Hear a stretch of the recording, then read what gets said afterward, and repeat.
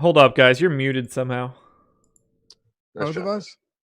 Yeah. That whole fucking read, man. Now you're good. You are no longer muted. Was I muted when I said that? No. Oh, for real? Oh, I actually have no idea. All right, well. So how much of my super draft read did we get? None of it? Oh, absolutely zero. Not a single second. Super draft, Adam. Remember when I had that earbuds issue earlier? Yeah. Never fixed it. Oh, good. Yeah. Good. We're good now. So are we good? We are live. We are live. We up, are Super good. Draft? We got sound. My bad. Adam, did you know that Super Draft has no salaries? It's complete lineup freedom, and they offer multipliers on each player's fantasy points? I did, because you were not muted on my computer when you said that 30 seconds ago. So what you're saying is you got to listen to this twice. Oh, that's good stuff. No, in all seriousness, though, Super Draft sponsor the deeper dive. They've been filling these contests now. They made a 20K jump shot, 4K to first, and we're getting entries, man. Super Draft becoming a household name, and that's because there are no salaries. It is a new way of playing DFS, and people enjoy it. And we don't just say that because they're the sponsor here, but it's actually one read that I do, and I don't feel like put it this way. I do this read and I say, you know what? That's a solid product right there. So they've got the multipliers, 1.6 on guys like Colin Sexton today. I would probably still like to stay away from that. But, Trae Young, 1x multiplier. So whatever Trae Young gets is what he gets. There's nothing to multiply. Ben Simmons, 1.15, though. And you've got a whole lot of these guys that are in there that I think, like Embiid's not 1x today, Adam. Jokic is 1.2. So it's not just like every guy that would be above 9K on DraftKings is just 1x straight up. Yeah, it definitely varies, and you can definitely take advantage of it. So I think that I've been playing there a little bit, still working on getting my stuff ready to play there a bit more. But it's been I like seeing the bigger tournaments recently, and I've enjoyed playing there so far. Have you developed any strategy for it yet? Kind of, but still trying to work on it a little bit. All right. Maybe once we get a little bit deeper into this, we can discuss it. But if you haven't checked it out, go to superdraft.io or download it in the App Store. You can get $20 in free super cash with your first deposit of $100 or more. Just be sure when you deposit to use the promo code AWESEMO, AWESEMO. Head over to Superdraft now, superdraft.io, or download in the App Store. They got the $20,000 jump shot, 4K up top today. Legitimate shot, making some pretty good money over there at Super Draft.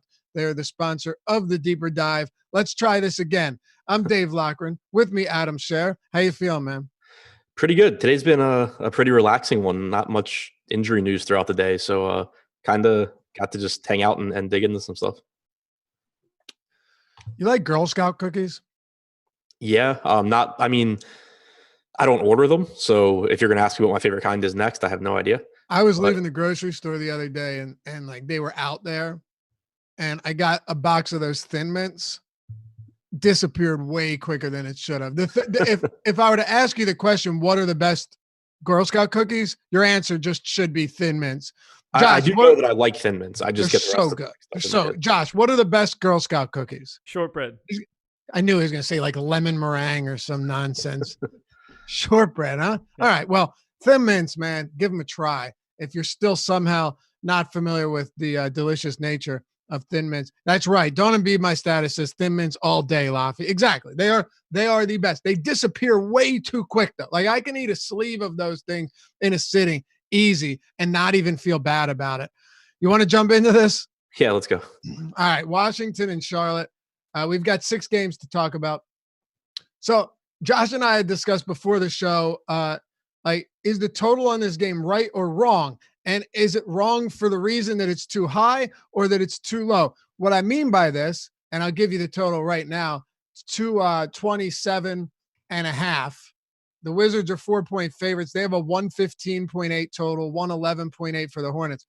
So the Hornets over their last 10 games, over the last month, are averaging total score between both teams in Hornets games 205 200.5 points, 205.5 points. That's the total. This is 2019, 2020, right? The Wizards' last 10 games with an average total score of 241. They have played 2 consecutive games that did not go to overtime that both saw over 280 total points scored. When you talk about polar opposites, man, one team 93 possessions per 48 over the last month. The Wizards 104.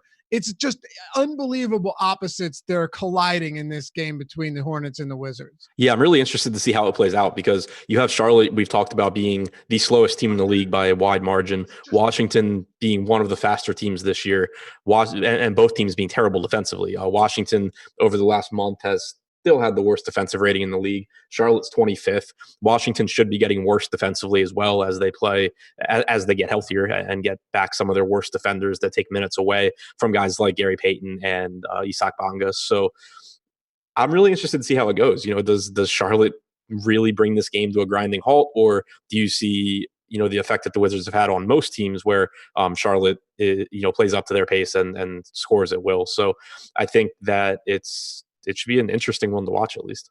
For sure. No question about it. Sean with the super chat. Appreciate you, man. He says F Thin Mints. AB, thanks for the super chat as well. He says, thanks, fellas. We appreciate your guys' support all day. All right, so let's just dive into this game then, because it's really difficult to tell which direction it's going to take. Starting with Washington. It's a good matchup in that Charlotte defensively is not a good basketball team, right? I mean, there's nothing that concerns you whatsoever here.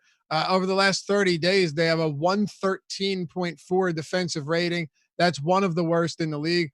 On the season overall, Charlotte ranks bottom 4 in defense, but they play so slow. Like at the most, and I'm serious when I say this, this is probably the most sluggish pace a team has played at in at least a couple of years that I can remember doing it throughout the entire season.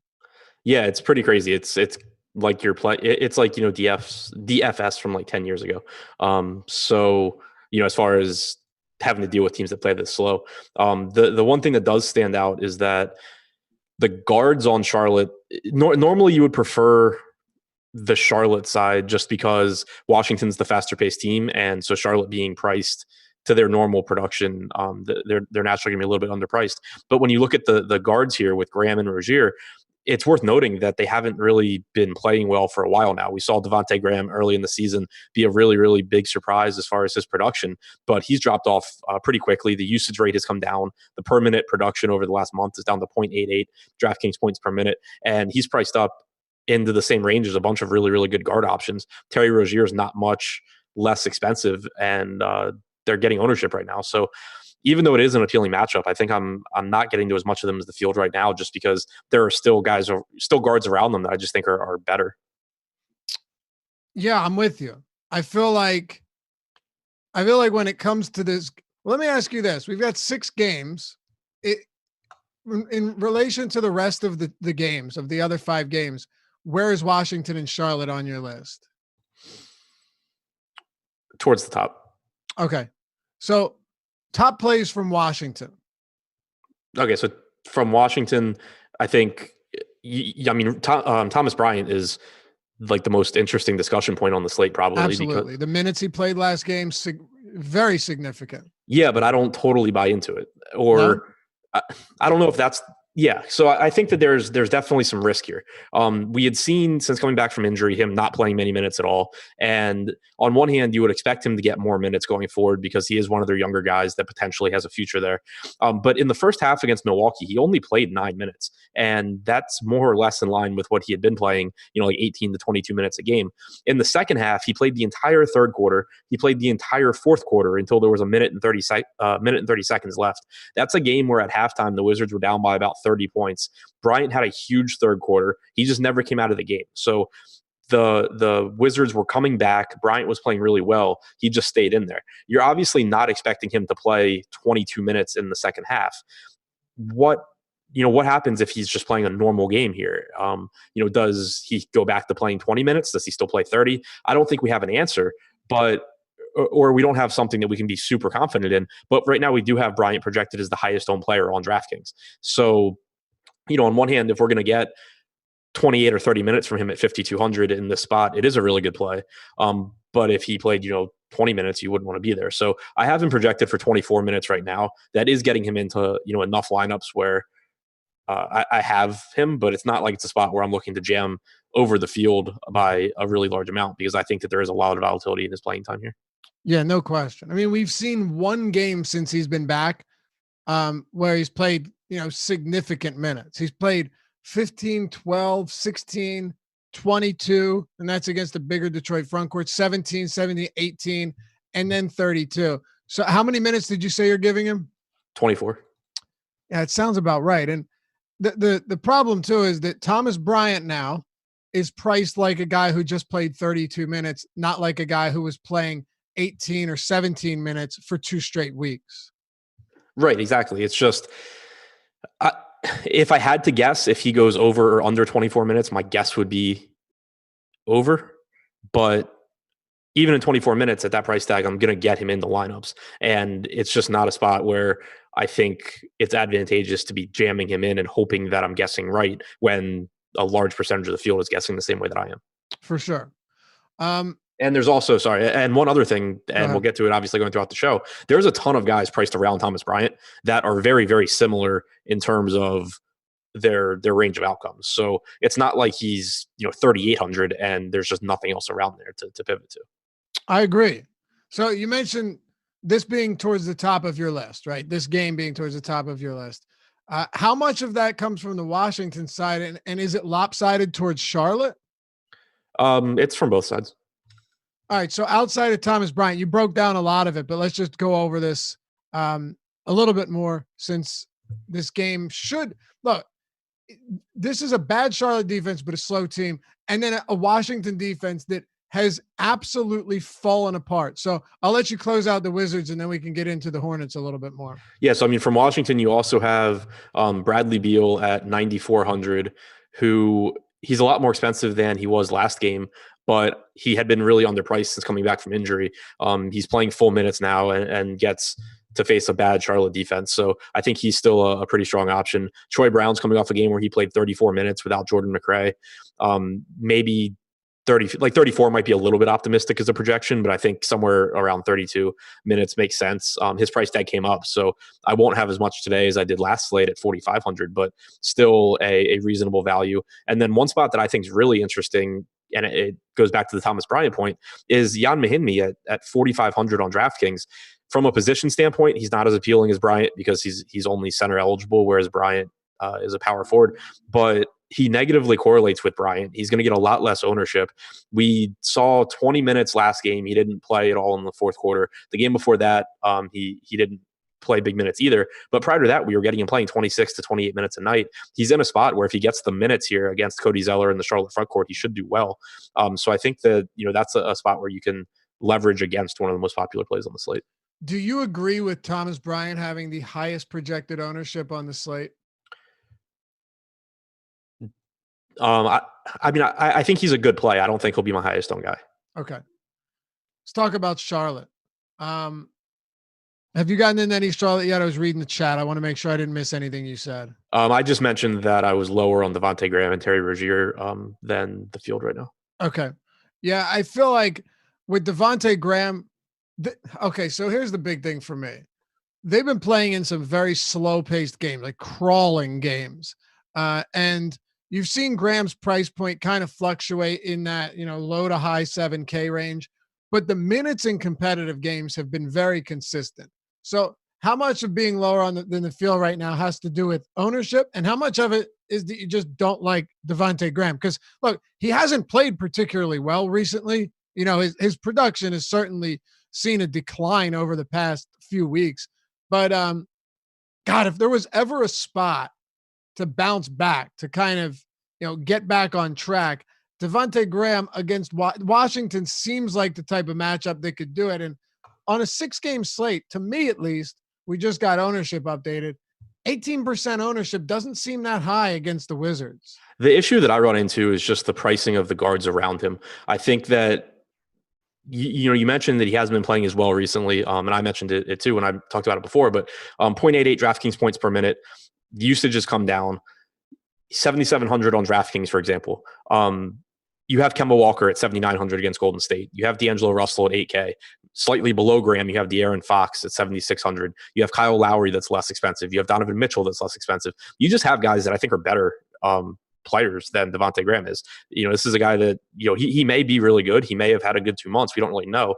But either way, he's priced like he's in the same category as all these, guys that we know are very, very good fantasy producers. So it just makes it hard for me to be getting to him compared to these other guys. All right. Thanks for the super chat, David. $15. Thomas Bryant was a contender. Engelman GOAT. Josh Engelman getting the shout out. Stephen J. Official says something about Thin Mints and the coronavirus. Guess who's not starting for the Wizards? Say that again. Guess who is not starting for the Wizards? So I'm going to go ahead and take a guess that Thomas Bryant's not in the starting lineup. He is not. We got Isaiah Thomas, Bradley Beal, Gary Payton, Isak Bonga, and Jan Mahinmi. Isak. All right. Well, God. I mean, we can only go off of what we have, right? And Thomas Bryant, not in the starting lineup since returning, has averaged less than 20 minutes. I still think it's reasonable to give him more than 20 minutes today, but I mean, what do you do now? So my guess is this means Pasek Sneaks doesn't play. And you get the center minutes split between Mahinmi and Bryant. 24-24 would make sense. 26-22 could make sense. I'll probably go 24-24. So it really won't change too much for me. I'm just nervous about it because of Brooks really hasn't been playing him a lot of minutes outside of that one game. No, and Pasechniks has actually played. I know he only played 9 minutes last game, but prior to that, here's the thing: Thomas Bryant should at some point get back to playing more minutes than Pasechniks, and Jan Mahinmi's a better defender. I'd probably put him around 22 minutes. Yeah, I think I'll probably end up going like 20. I'll probably do something like 26-22 in favor of Mahinmi or something like that, and give none to Pasek Sneaks. Pasechniks Mahinmi probably gets a boost in ownership now. You would have to think that Bryant's comes down, I would assume. Yeah, for sure. I would think it comes down a lot, as a matter of fact. The last game that Bryant came off the bench was against Miami on January 22nd. Pasek Sneaks didn't play. Not because he was a DMP, though. He had a sprained ankle. Yeah, I'll say I think he was hurt. But it went to overtime. But Mahinmi played 30 in regulation. Bryant played 18. Okay. Oh, sorry. Bryant played 17. Okay. Yeah, I'm pretty sure Pasechniks was out with an ankle injury. So I don't know. It's tough. There was already a lot of uncertainty there. Now there's just more. I think that's the simplest way to put it. Outside of the backcourt for Graham and Rozier, I do think I like these guys a little bit more than you do. A struggling, bad Charlotte's team that really struggles to put points on the board. I mean, this team scored 92 or fewer points in like 5 of their last 7. It's bad. But Washington is one remedy to any shooting woes for sure. Now, what about the wings in the front court? Anything else here before we move on? Yeah, I think that's where it gets interesting for me because of the pricing here. I mentioned that there were pivots to Thomas Bryant in that price range. PJ Washington's 5,400 going against the Wizards. This is someone that normally is going to play 30 to 34 minutes, kind of depending on how the game goes. But 0.81 DraftKings points per minute for the season. You would expect him to be more productive than that in this particular matchup. Cody Zeller is coming off a game where he played his biggest minutes in a while, just kind of like I did with Bryant. I have him in at 24 minutes, but even at that, at 5K on DraftKings, he projects similarly to a lot of guys priced around him. And then you also have a $4,700 Miles Bridges who should play around 28 to 30 minutes here in a pace up spot. So I'm getting more of my Charlotte exposure going to the cheaper guys here than I am going to the guards because the guard position is already so crowded and there's a lack of value on the slate. So I think that the cheap guys in the front court are a little bit more valuable. All right. Nick Davis says, every time we shout out super chat donations is less time we have for discussing the slate. Sorry, pal. We appreciate the people that support us. So that's something you're going to have to put up with. Appreciate you guys. Super chats for sure. You want to move on to Cleveland and Toronto, or you got anything else? Yeah, we can move on. All right. So talking Cleveland and Toronto, you got the Toronto Raptors 10-point favorites on the road, 222.5 total. They have a 116.3 implied total themselves, and a much lower one for the opposing Cleveland Cavaliers.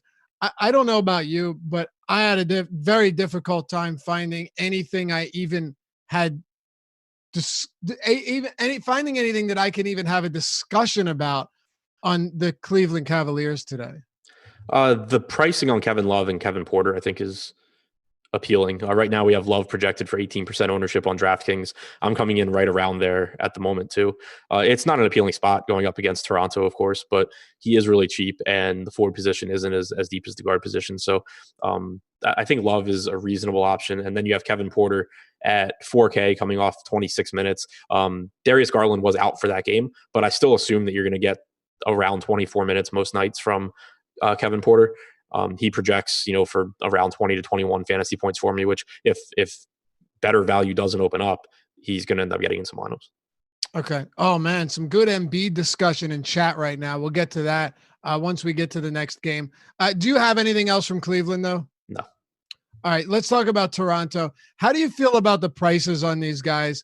You've got Siakam at 8,400 on DraftKings, Van Vliet at 77, Kyle Lowery at 75. You come over to FanDuel.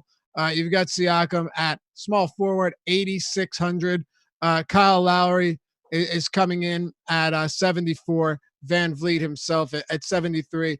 And then Marc Gasol sidelined for this game. So Serge Ibaka on FanDuel is 5,600. On DraftKings, Ibaka's coming in at 7,100. The DraftKings has done a pretty good job with preemptively pricing guys up. And you see that again with Serge Ibaka today. Yeah, I thought that I would get to more Ibaka than I am. For the season, in 14 games that he started, he's averaged 31.7 minutes per game. He's a productive player, but that price tag is high enough where it's not a priority. You also don't have power forward eligibility on him on DraftKings, which makes him less appealing. On FanDuel, he's a cheap power forward, so he's obviously a good option.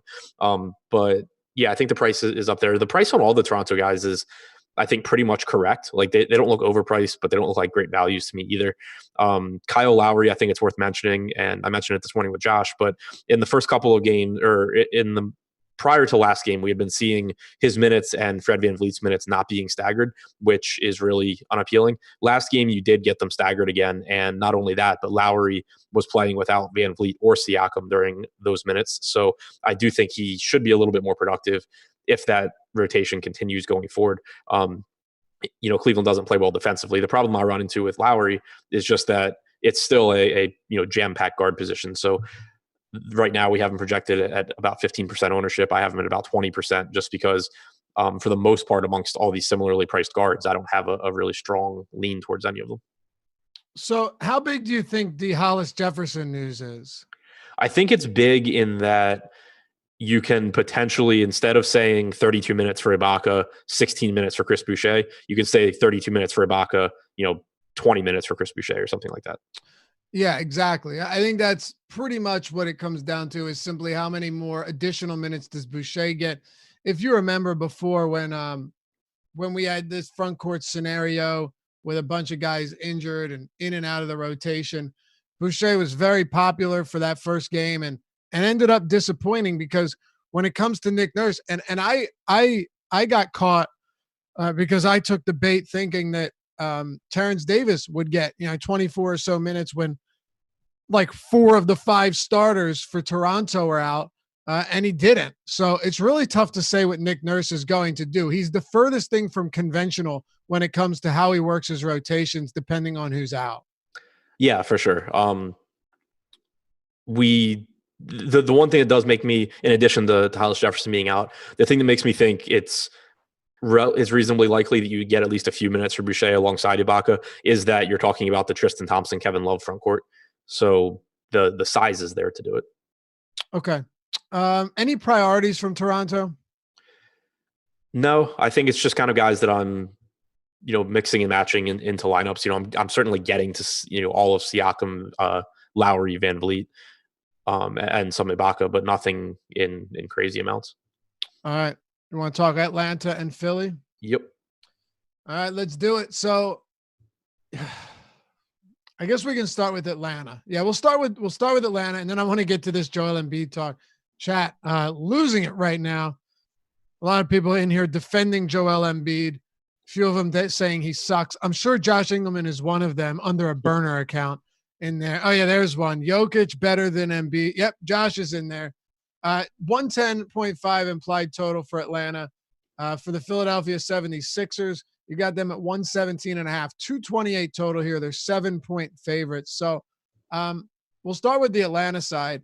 Couple interesting things to point out, and I'll bounce them off of you. The Philadelphia 76ers allow the fewest three-point attempts this season. They allow the fewest made three-pointers. But more importantly, they also allow the least points in the pick and roll to ball handlers, and the second fewest points per possession to ball handlers in the pick and roll. The reason I bring this up is because Young has the third highest frequency in the league in the pick and roll and the second most points this season. So, he's actually fared well against the Sixers in the past, but on paper, it's a miserable matchup. Yeah, I mean, the thing that I still go back to with Trae Young is that he plays big minutes, and he's got approaching a 50% assist percentage with John Collins on the floor this season.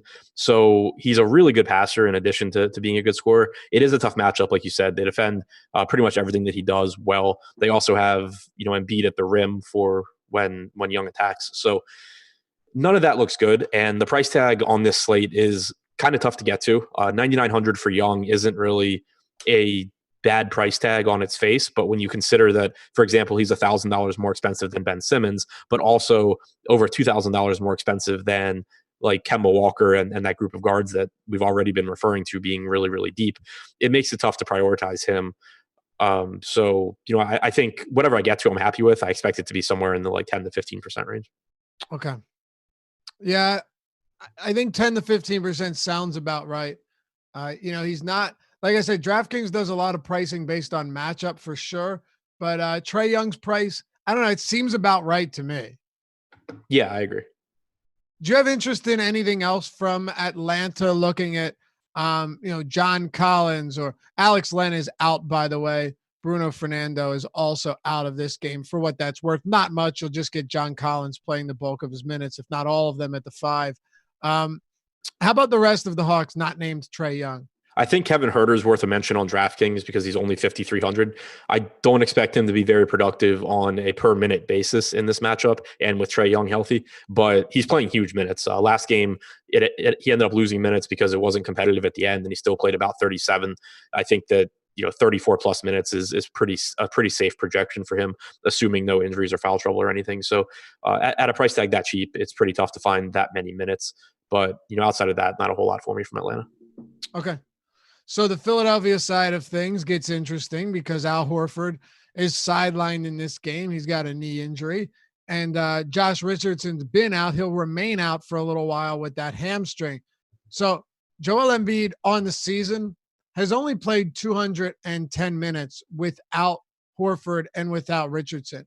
In those minutes, he has a 35.5% usage rate, a 24.3% rebound rate, and 21.1% assist rate with 1.56 fantasy points per minute. You're getting Embiid coming in on DraftKings 9,300 against the Hawks on FanDuel, 9,000 flat. He played only 26 minutes in his return, but that game was also pretty much in hand. There wasn't a real risk towards when she got towards the fourth quarter against the Warriors in Philly. What are we doing with listen, I know he's been hurt. I know he had the finger. I know his production this season has left some people wanting more, but man, that's a very low price point on Joel Embiid against the Hawks. Yeah, it's a really cheap salary. I have him in for 30 minutes here, but if you wanted to go a little bit less, you'd still get plenty of him. it's a fast-paced game. It's a bad Atlanta defense. If you look even more specifically at John Collins defending post-ups this year, he ranks in the 31st percentile in points per possession defending in the post, where we know Embiid lives. So really, no matter what you look at, it's appealing for him. I'm not really factoring in the Horford stats with him being off, just because I don't think it should make a huge difference. He's not a really high usage guy, and not a great rebounder either. Right. And Embiid, kind of they already run the offense through Embiid. But even using his season long stats, I have him at like 1.6 DraftKings points per minute. I have him in for about 30 minutes. It's just, I think, a mispricing.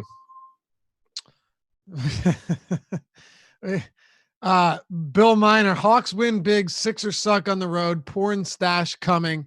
Are you familiar with the bet that Josh and I have? Yeah. So I like that, Bill. Look, it's a win-win for me. I'm a Sixers fan. So if you get the win, I'm happy. If we lose, I'm happy too. Someone said, I can't find it, said I locked it Joel Embiid in before I even brushed my teeth this morning. There's a bunch of people that are very, very high on Embiid tonight, and a bunch that are apparently very low on him. I would say this: if you had to plant your flag on one side, what would it be? Embiid's going to be one of my highest owned guys on the entire slate. Okay. See, I like it. You get straight to the point. Outside, by the way, Serge Ibaka confirmed starting. Not that we didn't think he would, but yeah, he's confirmed starting. What are we doing with the rest of the 76ers? DraftKings today did an odds boost. DraftKings Sportsbook I think it's even money on Joel Embiid and Tobias Harris scoring more points than Trae Young. It's even money on Embiid and Harris scoring more points than Young. So will Joel Embiid and Harris score more points than Trae Young? The yes is even money. Oh, yeah, that seems like free money. You would think so. And then Trae Young goes off. His scoring prop is 28.5. I think Embiid and Harris have a combined 45 prop. So yeah, I mean, it sounds pretty good. It's a max bet of $50 if anyone's playing on over there today. What are you doing with the rest of the Sixers? I like Simmons. I like Harris.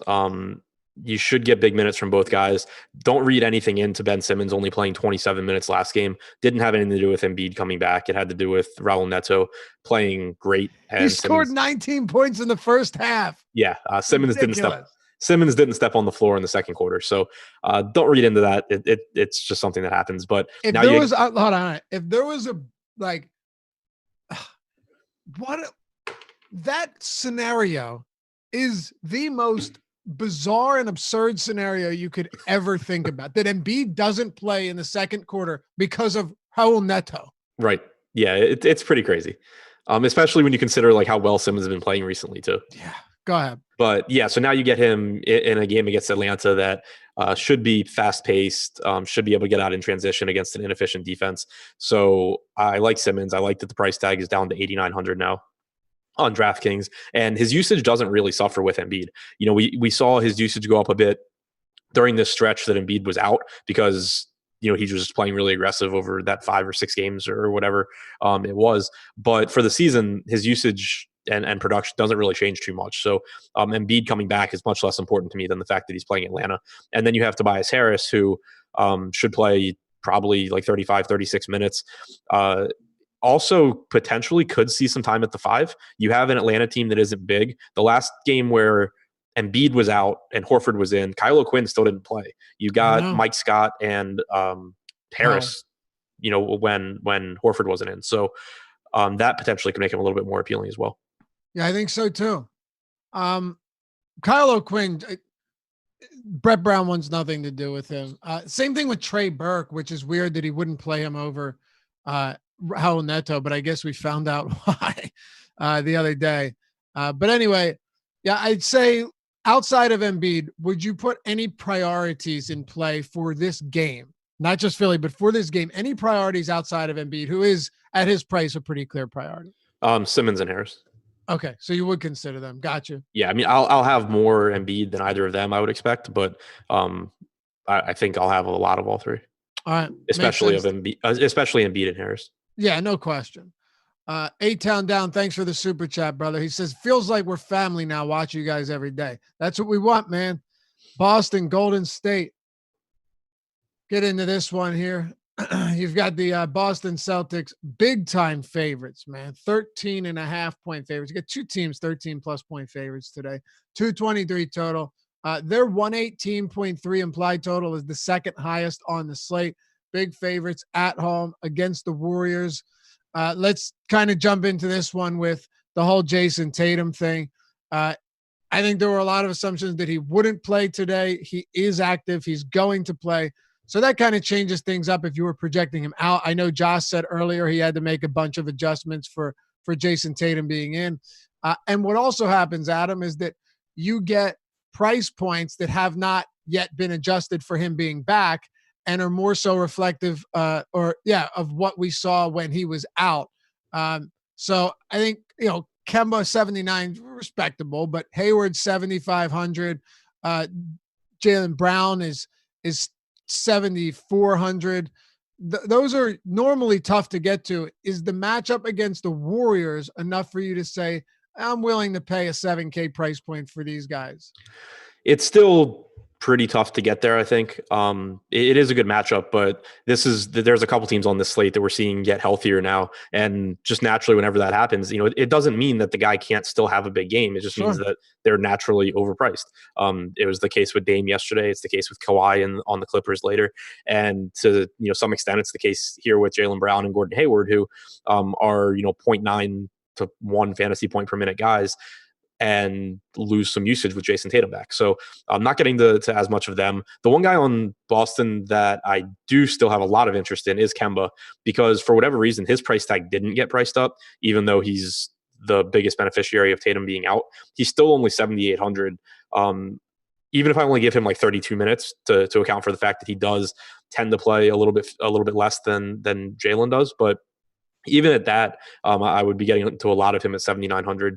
He's projected for 23% ownership, which is a pretty healthy amount. So I don't know how much over that I'll get, but I do expect to be in that range on Kemba. I do expect him to be my highest owned guy from the Celtics. Yeah. So with the last update, Kemba Walker is at 24.5% now on DraftKings, and that is the fourth highest projected ownership on the slate. 25% on FanDuel, coming in at 7th. So Kemba definitely getting a lot of love against this Warriors team, Adam.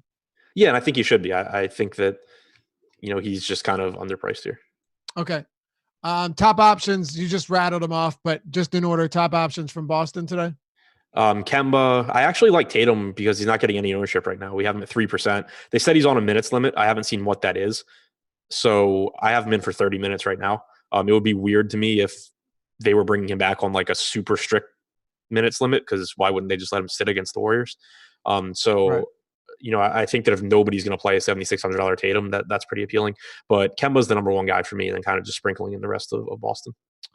Where are you at on D'Angelo Russell? On FanDuel, he's $7,400. Just operating with huge usage. If that, that's the one thing. This is not a very good basketball team, but you've been seeing D'Angelo Russell come out there and gun every single day, which at least makes him an interesting option, particularly when ownership is low. On FanDuel, his ownership is actually coming in pretty high. I think he's top 10, 15 in ownership today, which makes sense.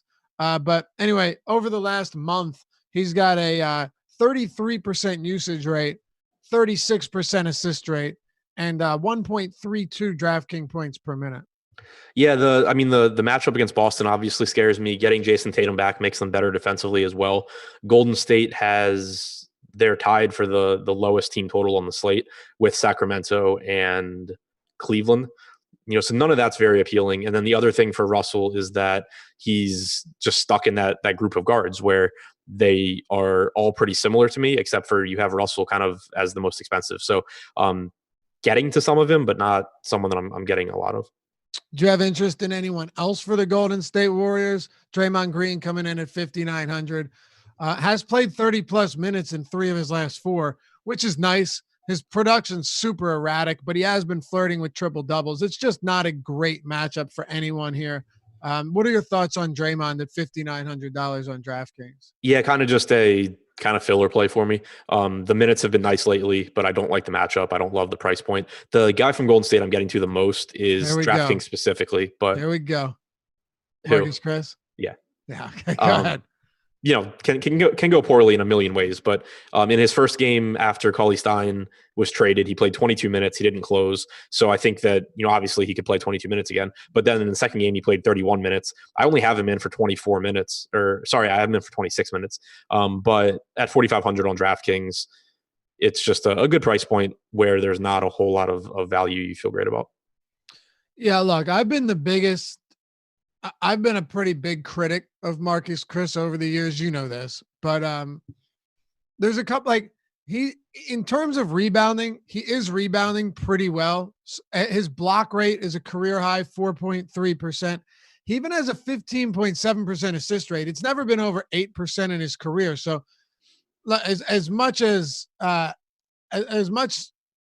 I've taken issue with Marcus Chris for not playing defense, not boxing guys out, having no interest really in rebounding, particularly on the offensive boards.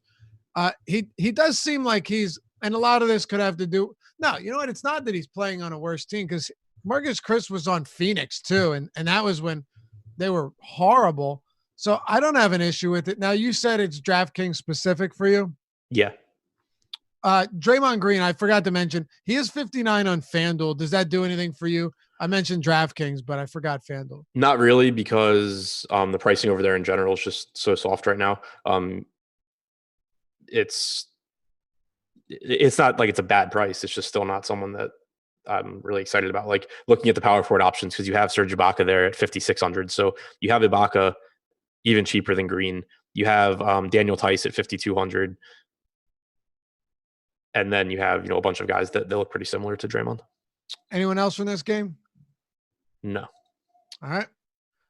With your Marcus Chris play, where would you rank him in terms of value on this slate?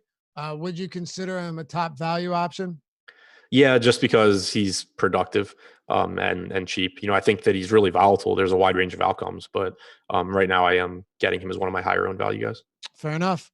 Hey, Deeper Dive is the promo code to get 50% off your first week of Awesemo Plus Platinum subscription. That includes the ownership projections, player projections, all of our tools, all of which are developed and used by Awesemo himself, Alex Baker.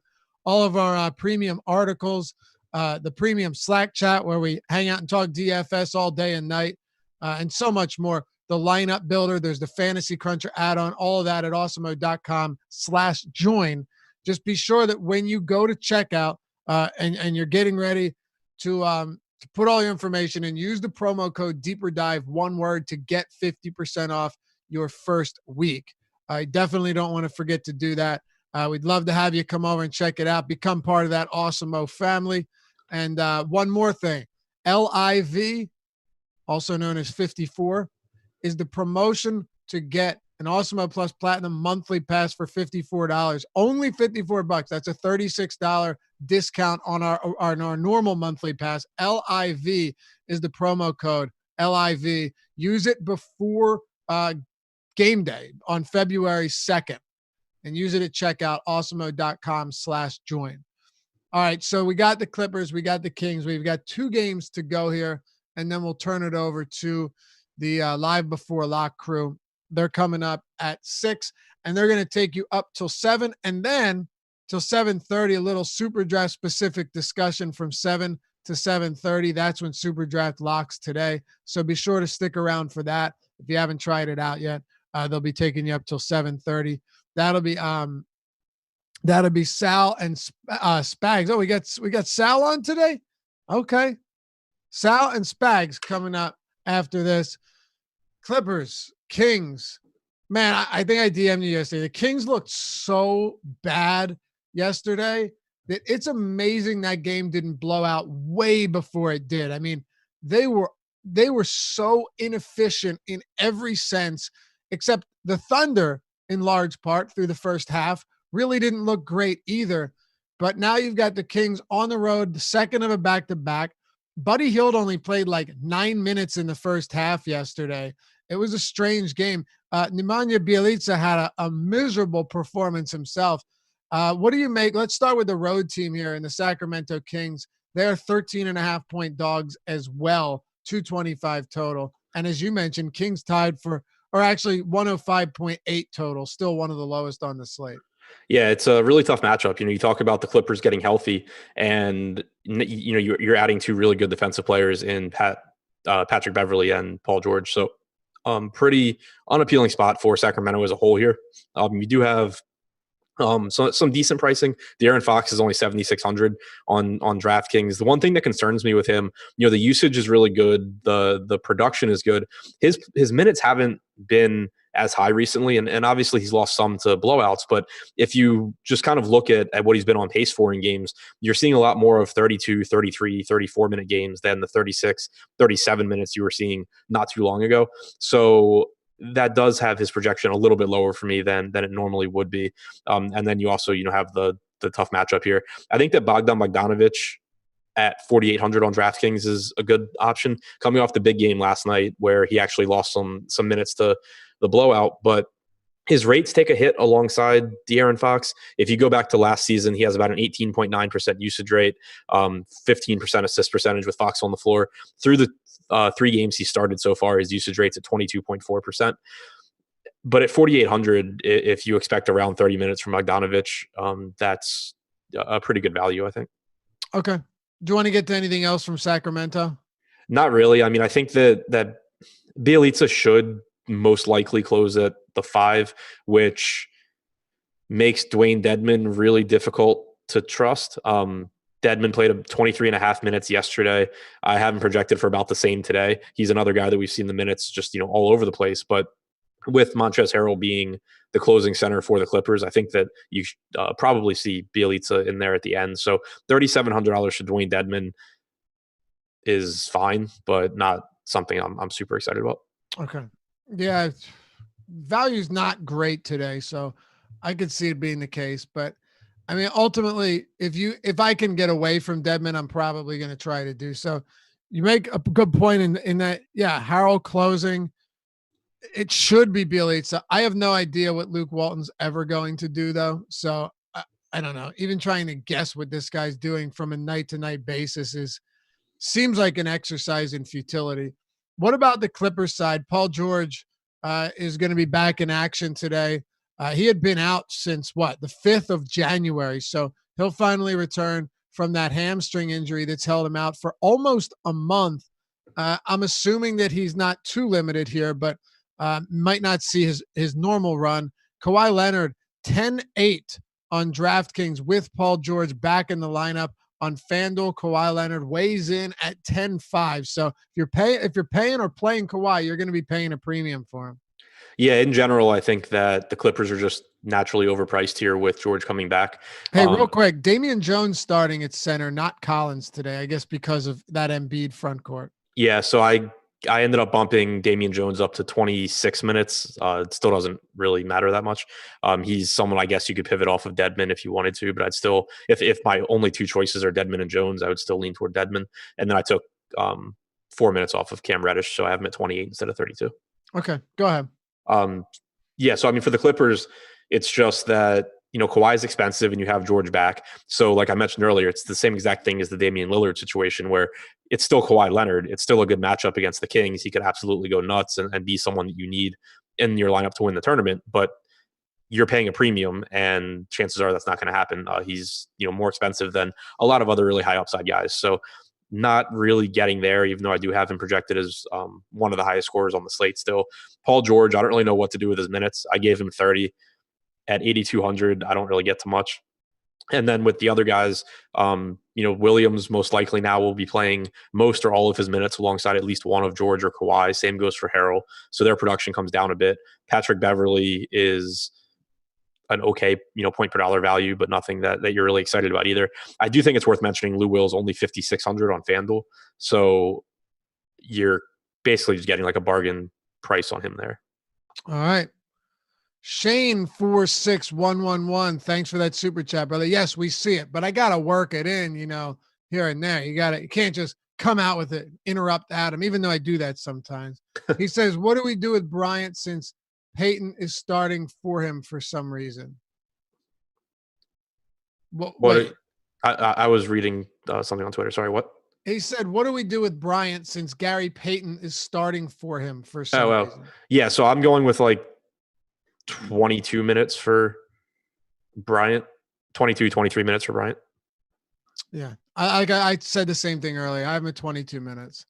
I guess if he's asking whether or not we're interested in him, just circling back quickly, way less interest than earlier, because Adam mentioned this as well. There's a very good chance that he and Jan Mahimi just split the center minutes, and it could easily go 26-22 with Mahimi getting the minutes, and that's under the assumption that Pasechniks doesn't play.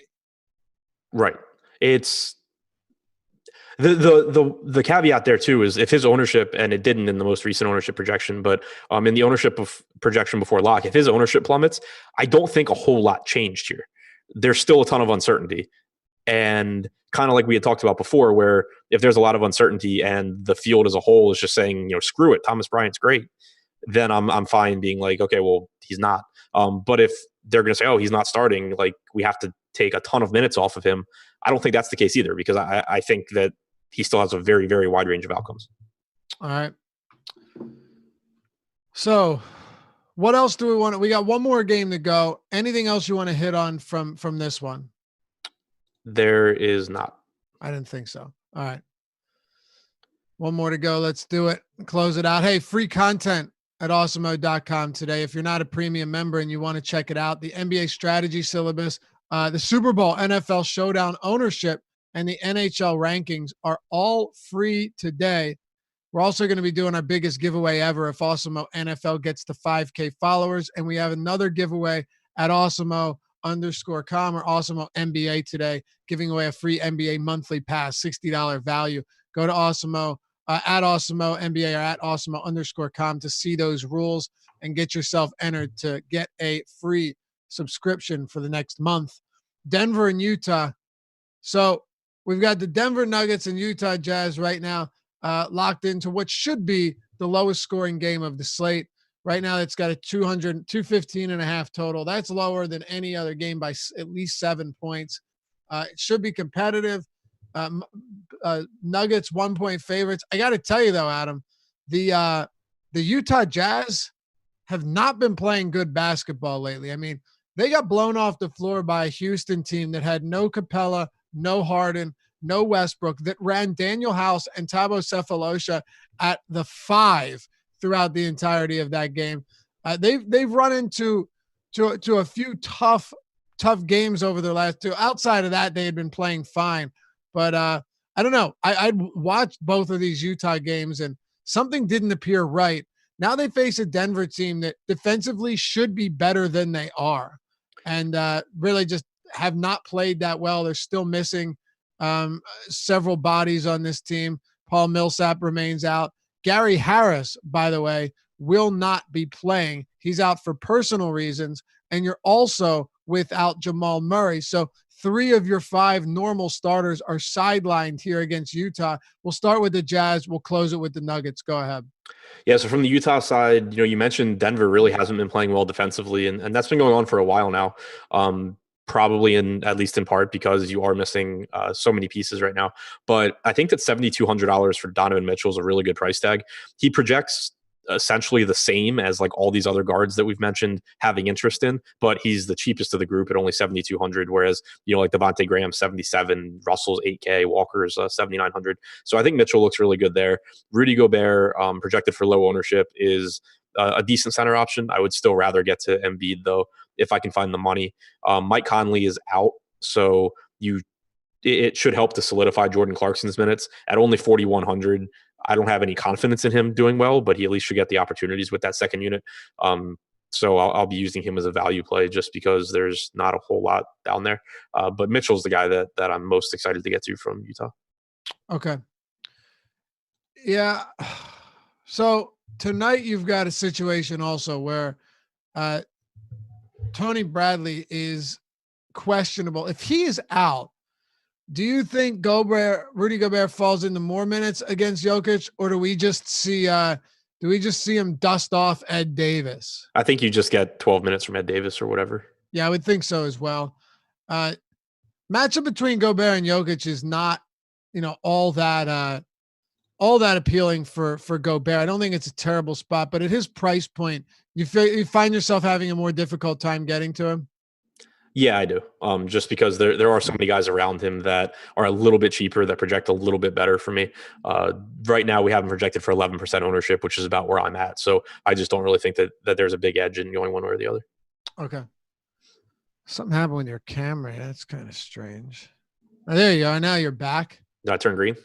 No, you just disappeared off the camera. You just disappeared. It's kind of strange.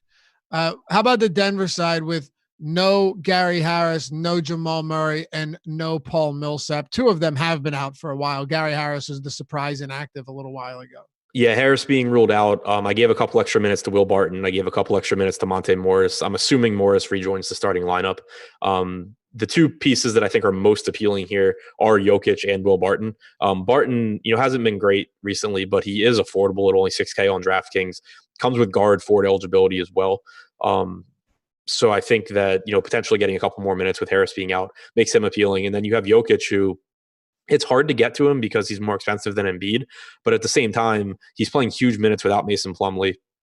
And he's getting more usage and more assist opportunities because of no Murray and no Millsap. So more productive minutes and more minutes. Of course, it's not a great matchup against Utah, but Jokic also isn't the type of guy that I'm too concerned about there because he is such a good passer. He is capable of scoring away from the rim and pulling Gobert away from the basket. So I think that he should be fine here. And the only real negative I have on him is that, for one, this shouldn't be a very fast-paced game. And for two, he is expensive. All right. So let me ask you, priorities from Denver, not just from this game, but overall, what would you say? Jokic and Barton. Okay. Like clear priorities today. Right now, by the way, ownership, do we get an update since Gary Harris is out? I don't believe we did, but Jokic and Barton are both coming in around 15% on DraftKings. Jokic, if you're playing one lineup, right? You're playing one lineup, single entry, say the $12 single entry on DraftKings. Do you go, and factoring in ownership, factoring in price, do you go 10-1 on Jokic or 9-3 on Joel Embiid? With the ownership projections we have right now, I would prefer Embiid because you're getting he's higher owned than Jokic, but not by a really wide margin, not by a margin that matters all that much to me. So I would rather take the savings and go to Embiid. All right. 20 Rick says, Laffy, when's the last time you cried? I don't know, man. Never. I don't know. I'm sure it's happened. Anyway, appreciate all you guys for hanging out as always. It's been fun. Close out the week tomorrow on the deeper dive. Adam, you'll be with Alex, right? Yep.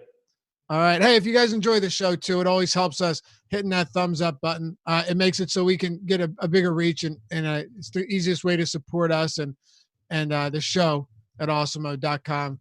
Thanks for watching. As always, we'll see you back here next time on the deeper dive presented by Super Draft.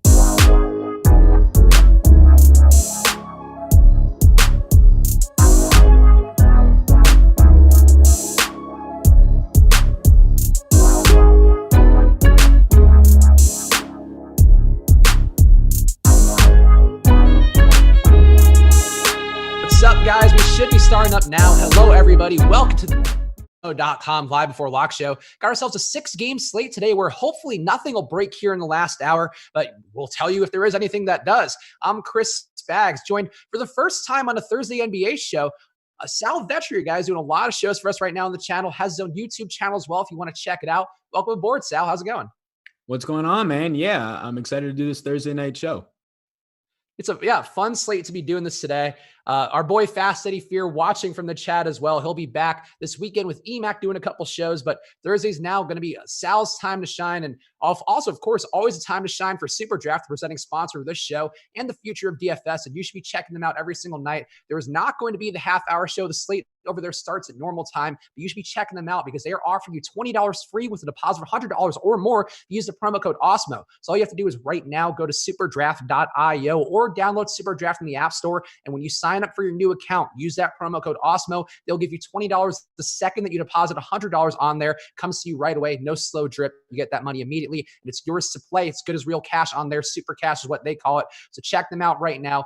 And the bonus of playing on Super Draft, besides that actual bonus, is that it's a very simple format on there. You can pick any player you want. Josh and I talked about it at great length on Monday. We'll be doing some more of these shows coming up. But just play on there and pick anybody you want. If you want to have Jokic and Embiid, if you want to have all the stars in your lineup tonight, you can do that. Also, the multiplier format on there makes it easy to find guys who are going to have big upside. So check it out right now at superdraft.io. And for the last little plug here before we get into everything, use the promo code LIV right now. You have 2 more days left to get in there and get $54 for 30 days of all of our data at osmo.com. That includes the NBA data as well as NFL for the Super Bowl. We have ownership projections and player projections for the showdown slate. Also content across the PGA, NHL, NBA, NFL, MMA, any other combination of letters you could possibly put together. We have it for you. So check them out right now. osmo.com/join and use that promo code LIV for 30 days for $54. All right, Sal. So we got some ownership here, which I guess really feels kind of flat, particularly on DraftKings. And I'm really not sure where we should lead off here. I guess maybe the Philadelphia side, because there is Joel Embiid's ownership seems like it's on the rise. Ben Simmons also going to be highly owned. Tobias Harris also going to be highly owned. Most of that applies across all the sites. How are you feeling about Philadelphia's prospects today heading into Atlanta with no Al Horford and Josh Richardson still on the sidelines? Yeah, I like it. Horford being out definitely helps the most for me, at least. Harris, we'll see who ends up. I don't think we have a lineup yet. Drawing a start for him, whether it's Scott or one of the other guards and wings, and they move down Harris to the 4. But I currently have 3 of these Sixers in Embiid, Harris, and Simmons in my top 10 in terms of just overall plays in the slate. That's where they are in ownership.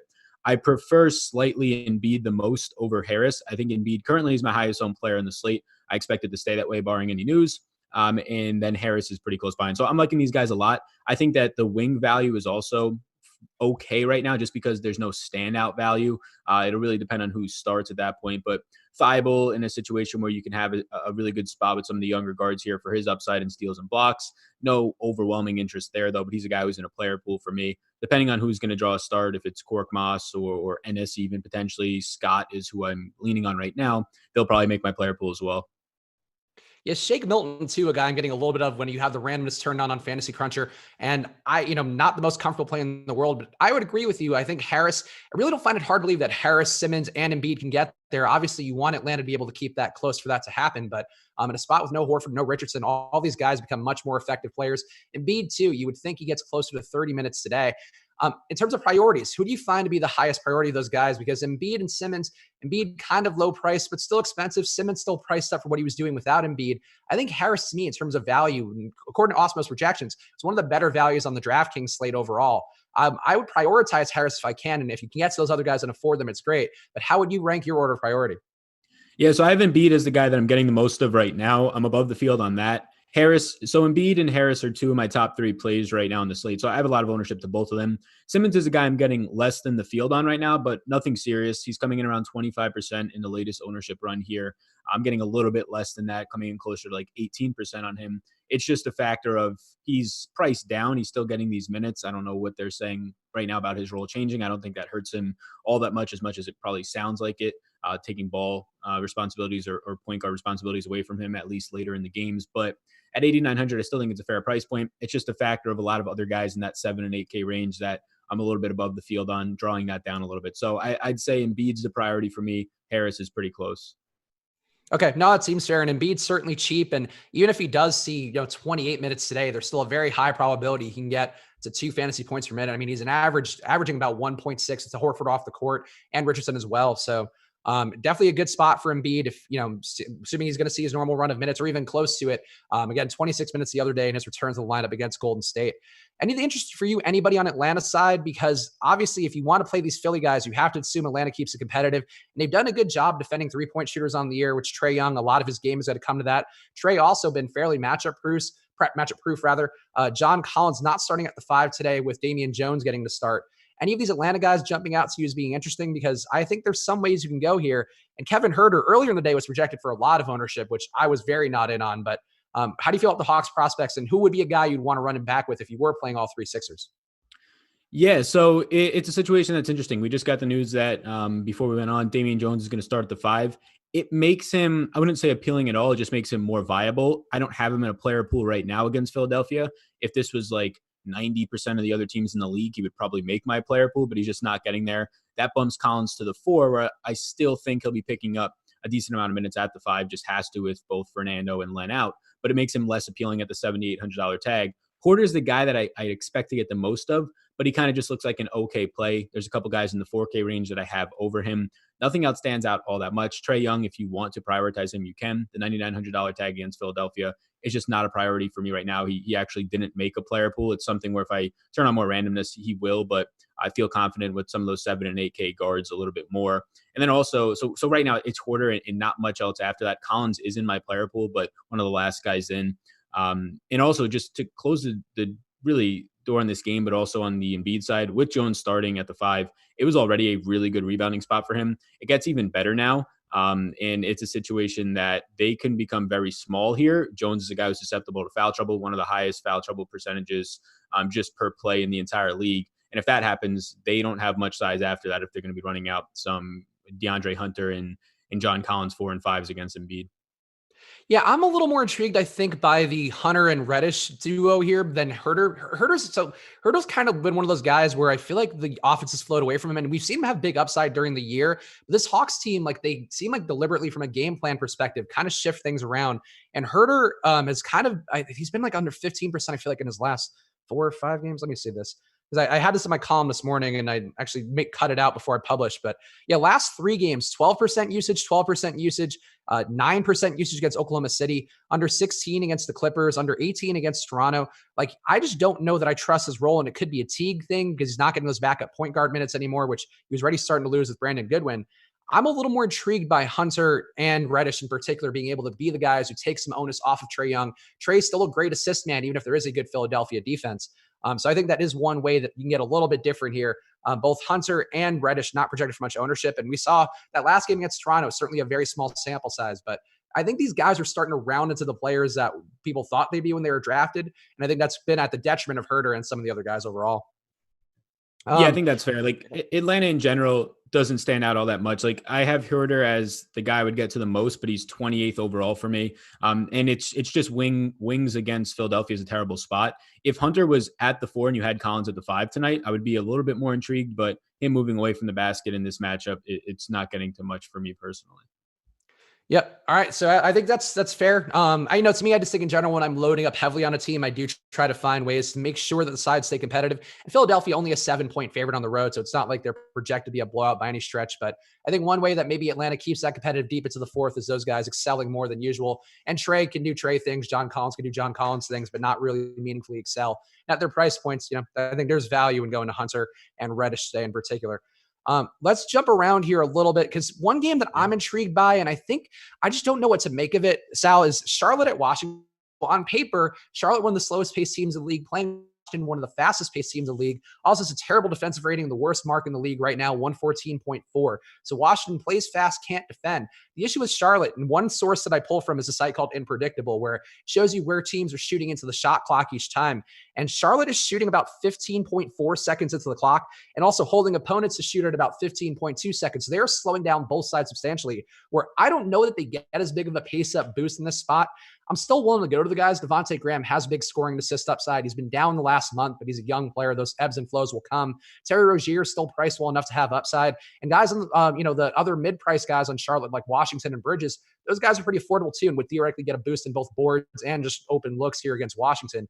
How are you feeling about Charlotte's prospects? Because the ownership really not that high on these guys, but generally when teams are playing Washington, that is kind of a signifier that, these guys are going to be chalky as hell tonight. Yeah, and it's a situation that's really interesting because of how slow, like you said, it's almost like 6 years ago in terms of the pace once teams started playing a lot quicker, how slow the Charlotte team is playing. And it's even more remarkable that they've been playing this way for a while now, definitely over the last 2 months, but how well Devonte Graham and Rozier have been able to play, slowing down a little bit, but have been able to play during that time.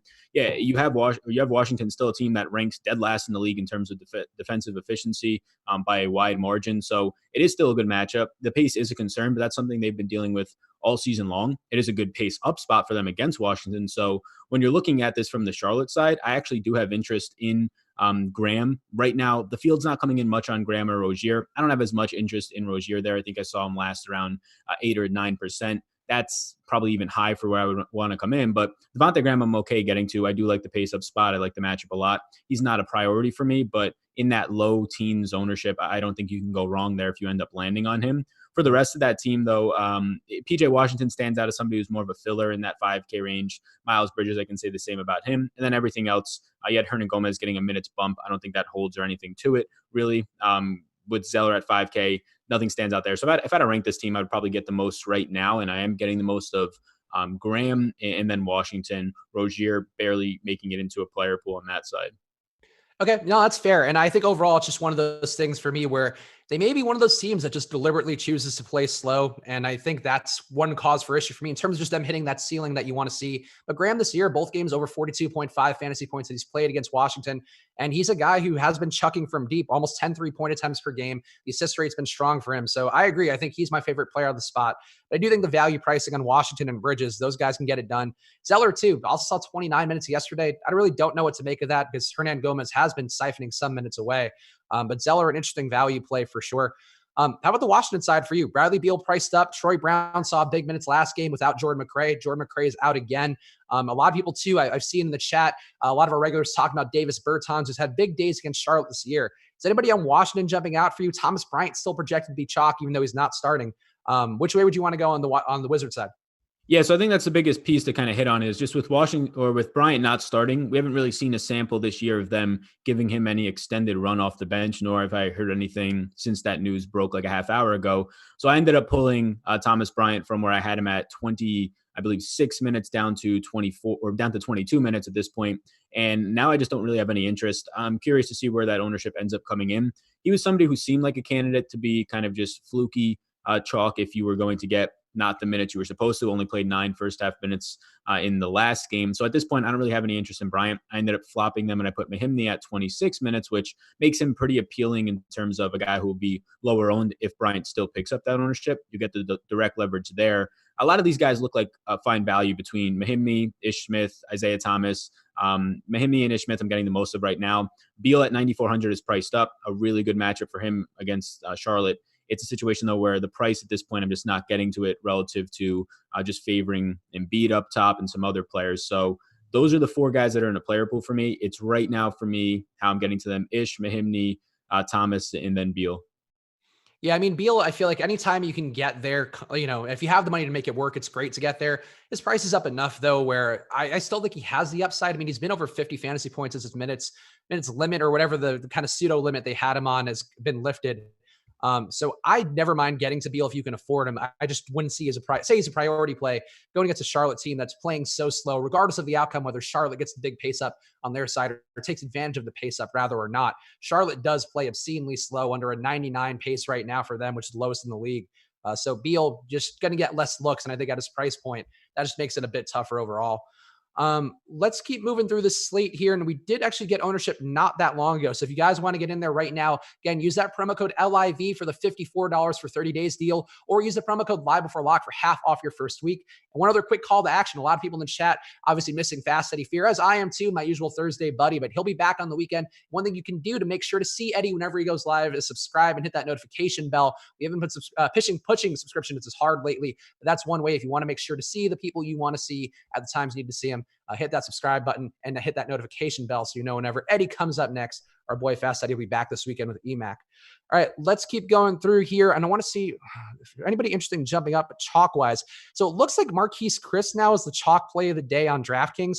Good value play. Been starting at, I guess, sort of the nominal center, though Draymond's been kind of playing the center role as well. How are you feeling about a chalk Chris? Because this is a slate where it really doesn't have a lot of great value. Part of why I'm willing to go to those Charlotte Wings a lot. But Chris is a guy very productive when he gets the run. He's been in the mid-20s minutes recently. How do you feel about chalk Chris? Yeah, I'm kind of so Bryant just getting the bench or coming off of the bench in this one now has kind of raised Chris to being the chalk play. And it's a spot where you touched on it right when we got into the show that not a lot of guys are just overwhelming in ownership. I'll be interested if we get another update to see if anybody crashes that 30+% owned range if Chris does. But where he's coming in right now, I think it's okay. He's currently my second just ranked player on the entire slate at 4,500 versus Boston. I think it's a fine matchup for him. I have him at 24 minutes. You can get two less than that. It doesn't really change too much of the value on him for me. If you end up getting more, it's even better. So for Chris right now, I have him projected around a 1.06 guy in terms of point production today. I think it's fine. I'm fine with the ownership. I'm currently a little bit above it. Also getting a question here from Morgan Smith in the premium Slack, one of our regulars. Thoughts on Eric Paschall as a Chris pivot? I think he's more of a blowout build guy for me and not somebody I actually kind of deliberately went away from because I don't really trust his minutes load right now. Actually kind of trust the minutes load of a guy like Glenn Robinson more, which seems kind of dirty, but the usage has been there for him. And he seems like his role's been a little bit adjusted by having Willie Cauley-Stein out of the mix. But Sal, how do you feel about Paschall as a pivot, or is there anybody else on Golden State that you would find to be a pivot to a very chalky Marquise Chris? Maybe Spellman? Yeah, I guess Spellman would be the direct play there. If anything happened with Chris in foul trouble, I have Spellman in for 18 minutes. So it's a very easy flop if one of them gets into foul trouble. You have just somebody to go away from. I don't think the ownership is that high to try and make the pivot. To answer the question directly about Paschall, I have him for 26 minutes. The minutes have been sort of all over the place, but now with Draymond in there and seemingly playing 30 plus minutes a night, that hurts his minutes limit a little bit. I don't think Chris getting in any sort of trouble would really help Paschall as much as like Glenn Robinson or Draymond getting in trouble in this game or being a late scratch. So Paschall, I don't really have much right now. I have him for around 20 fantasy points, and it doesn't do much. Yeah, no, I think that seems fair. I think people always want to play Paschall because the Paschall ceilings are great when they happen there, but it really does happen a lot more without Draymond in the lineup or just when they're short on bodies and somebody has to soak up usage. And I just don't see that being the spot. I am kind of intrigued overall. So here's my pet theory, and I guess why I really don't mind Golden State. And in this last week, it's worked out really well with D'Angelo Russell over 50 fantasy points in 4 out of his last 5 games. Basically, if Golden State stays in the game, it's because Russell's playing out of his mind. If they're not in a game, it's because he's not playing out of his mind. I know it seems kind of rudimentary, but he's got 32% usage, and he's had massive upside. And even in games where you're like, oh, Russell's probably going to get eaten alive here, he just doesn't because he can shoot as much as he wants, and he's been really effective with the way that offense is running and just his opportunities. They're not winning games by any stretch, but he's able to keep them playing into the fourth quarter. So to me, I'm willing to play Russell with Kemba, with Draymond Green, because I think those guys all get there if this game goes to the full 4 quarters, if Russell keeps it close. And again, Golden State is a 13-point dog on the road, so that game can certainly blow out. A lot of talent on Boston with also Tatum back in the lineup too. But how do you feel about Russell? And do you like the idea of this concept of kind of playing Russell contingencies where if he's playing well, this whole game kind of becomes a different animal overall? Yeah, I think that makes a lot of sense. And it honestly might come down to an extent what he's doing from 3-point range, and he's going to take 20 plus shots a night. So if he's hitting 60% of them, they're probably in this game closer to halftime as if he's hitting 30% of them. So I think that makes a lot of sense as sort of the engine of this offense, utility, assist percentage, shot attempts, all of that. I like him today. I see that he's coming in at 12%. I don't have him projected as highly as Kemba, but it's not that far off for half the ownership if you're looking for a pivot. If you're chalky elsewhere, I don't think it's a terrible pivot if you have the extra salary. Similar things can be said for some of the other guys in that range. He's less owned right now than the De'Aaron Foxes, Bradley Beals. Kyle Lowry's. And I think that he's equally as good of a play when you factor in that lower ownership. He's a little bit more expensive than some of those guys, but yeah, at $8,000, 12% owned, I have him projected for around 41 fantasy points tonight. So there's nothing bad to say about that. I think he's actually a pretty good pivot off of some of the higher owned guys. Yeah, I mean, look, he's down at 12% ownership right now, and Kemba's going to be very chalky on the other side. So to me, that's one way if you wanted to play Kemba that you could differentiate. Kemba could certainly get there if he sees, 3.5 quarters of run and the game does get away. But I'd feel more confident in Kemba with Tatum back in the mix if I knew he was going to be getting 4 competitive quarters. I do think Russell having that outlier day, or at least a day in line with what he's been doing pretty much every time out. He shouldn't be 8K, I think, at his current level of how he's playing. He just continues to smash that price in really adverse spots that I think he can definitely do it against Boston too. How about the Boston side for you? Tatum back in the mix on a minutes limit. We have no read on what that minutes limit should be, though Osmo, I believe, has him projected at 26. Or did that come out? I didn't see it. Yeah, I think it came out. It's 25, so not a major difference, but I think it came out like 5 minutes ago. Oh, there you go. So yeah, so about a 25, 26 minute limit there for Jason Tatum. Really the only guy who's not materially affected by him being out or being back in the lineup rather is Kemba Walker. He's a little bit over 1.3 fantasy points per minute without Tatum, bit under that with Tatum in the mix. So it's kind of a negligible difference. How do you feel about Boston's side here? Because Kemba's going to be very chalky. Tatum's not going to be owned. I mean, Smart, I think, kind of a guy who doesn't really matter at this point. Hayward seems too priced up. Brown's still in range. Would you have any Celtics today? And are you trusting the chalky Kemba ownership? Yeah, so I think Kemba's fine. It's a situation where if you're building one lineup, just see if you have a chalky lineup, you can just pivot if you have the money to a guy like Russell or Lowry or somebody lower owned than Kemba that I have for a similar projection. But I think he's fine. He's the guy out of that group that I have for the highest fantasy points, barely. Pretty close to Russell, honestly. But he's the guy I like the most. I had originally Tatum at 26, then I put him to 24. So he's been bouncing all around that range for me. Now that I'm going to put him at 25 here, it's a situation where I think it looks good for Kemba. It's pretty much a coin flip on Jaylen Brown at this point. I think he's an okay play, but nothing standout with a $1,000 price increase. The fact that Tatum is going to play with Hayward all the way up to 7,500 has a ceiling on him, comes out pretty rarely, especially if Tatum's in there for that much time. So it makes those guys less appealing. No real interest in Smart. It's going to be Kemba the most for me right now. Whereas ownership comes in, I'm completely fine with it with the lineups I'm entering. I'm right now slightly below that just because I favor Russell a little bit more than the field. But I think it's fine. Him and Brown. Brown's the other guy that I have some ownership to tonight.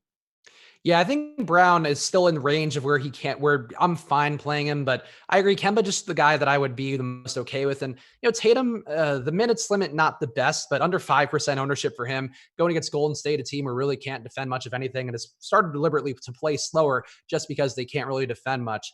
Adam mentioned on the deeper dive, just playing Tatum is a move that's not a bad one whenever he's going to be that lowly owned. So I don't mind that stab. Not one I have a lot of, but yeah, I mean, Kemba's chalky, but it seems well-deserved and he's been playing well. So I don't mind that spot at all. Anybody you're getting, I guess, in particular, actually, we got one question here in the premium Slack from G-Funk, we hit on real fast. With Gary Payton starting, how many minutes do you have him playing? I have him playing barely enough to get to, I guess, a playable level. I have him at the 18 minutes. I use Osmo's minutes projections for all my projections that I run. How are you feeling about Gary Payton's prospects as a near minimum priced guy? And how many minutes do you think he's going to play? Yeah, I'm looking up the minutes I have him. So I had him at 16 to start the day. I ended up putting him to 20, but it doesn't end up changing much for him. They just have so many guys to rotate in there between, even with McRae out, really between Beal with whatever his minutes limit ceiling really is going to be at this point, Brown, Thomas, even Ish Smith. So I have him at the least minutes out of that Thomas, Ish Smith, and Payton trio. At 20, it doesn't do much for me. Okay. Yeah, no, I think that's fair. Gary Payton, I don't know. I feel like Josh may have corrected this, but I think Josh, if you could hear me right now, what did you do with Gary Payton? I feel like he might have fudged his minutes and he popped up temporarily in the contenders list, but no, maybe Josh isn't there. But either way, I don't know that I love Gary Payton. I feel like people really always want to play Gary Payton. And I don't know. I don't know the appeal other than the fact that he's very cheap today, but I would be less inclined to play him. Would you have any Payton exposure at all, Sal? Right now I don't know. And if it was a situation where like Beal still wasn't in there and it could just be he takes over for a quarter or so, then yes. But if I have Beal going to be out there for like 34, 35 minutes tonight, I just don't really see him having enough usage. We got a super chat from William Fields. Thanks for sending that in. My friend William, we appreciate it. Saying, yo, on DK, $7,700 Graham against a Swiss cheese Washington defense. Is that a better play than Kemba? We talked about Graham up top.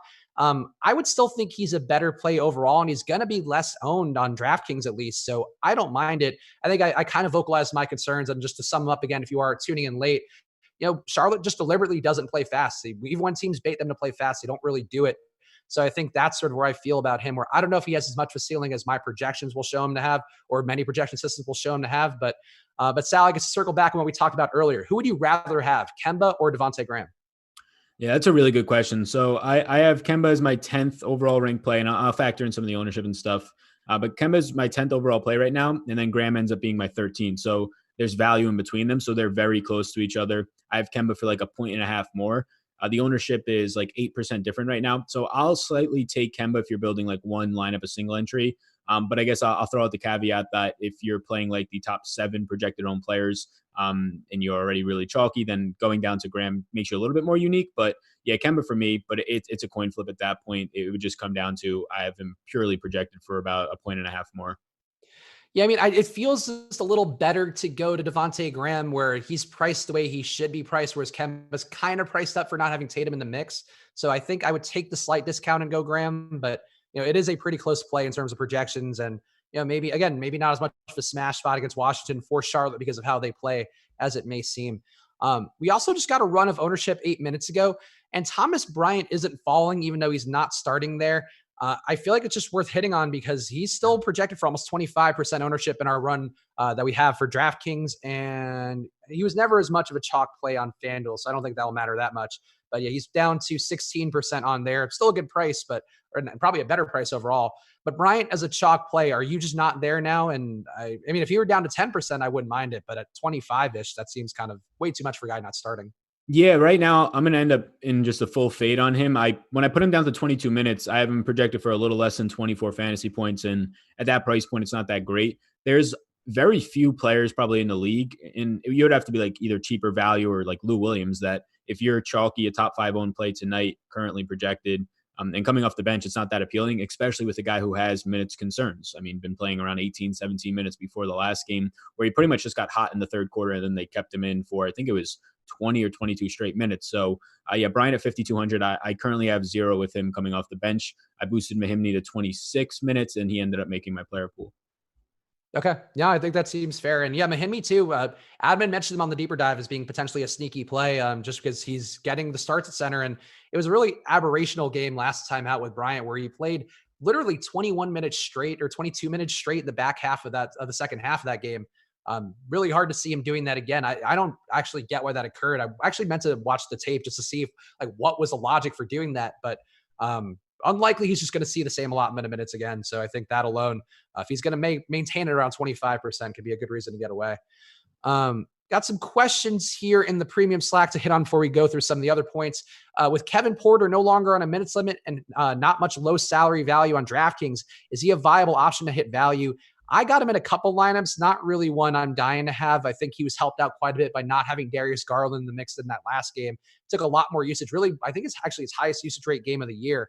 Are you on Kevin Porter at all, or is he just kind of not? If he comes up, it's fine. Yeah, I think I am on him right now. He's a top 20 play for me right there at the number 20 mark. I have a good amount of interest in him at 4,000. I do agree that Garland being out probably helped him hit a higher minutes ceiling there, but the fact that his minutes limit is up, I had him at 26 minutes to start today. I didn't move it, even with the news that his minutes limit wasn't up with Garland being back in there. I didn't really know what to do with that. I think 26 is a fine number. Before he ended up getting injured, they were starting him. They were running him out there. They were playing him a lot more oversetty at times. There were some other injury situations going on during that time as well. Might have made it a little foggy, but at 4,000 with not a ton of value, it is wing value in a difficult matchup against Toronto. They're down a couple of bodies, but at 4,000, I do like it at this point. I want to see where we have him in ownership right now. Coming in at like 10% owned, I'm a little bit above that. I'm a decent amount above that. I'm like 16% on him. Okay. We got a super chat coming in from Gifford 8323. Who is the top guard player to pay up for? No site given, but I guess to circle back on the guys we talked about earlier on Philadelphia, it seems to me on DraftKings that Ben Simmons would be the best combination of both a high-owned play and also one that it's hard to see fully failing. Raul Neto scoring 20 points in a quarter aside like he did last game. Simmons seems like a very strong play. Who would be your top pay-up option, Sal? Overall, yeah, so I guess whichever site you're playing on first. Yeah, so I'll be fully DraftKings for this, but Okay. if you're paying all the way up, I will say that it's Simmons. After that, though, if you're just talking like 7K range and above, I'll actually go De'Aaron Fox right now. For me, that's where my ownership is.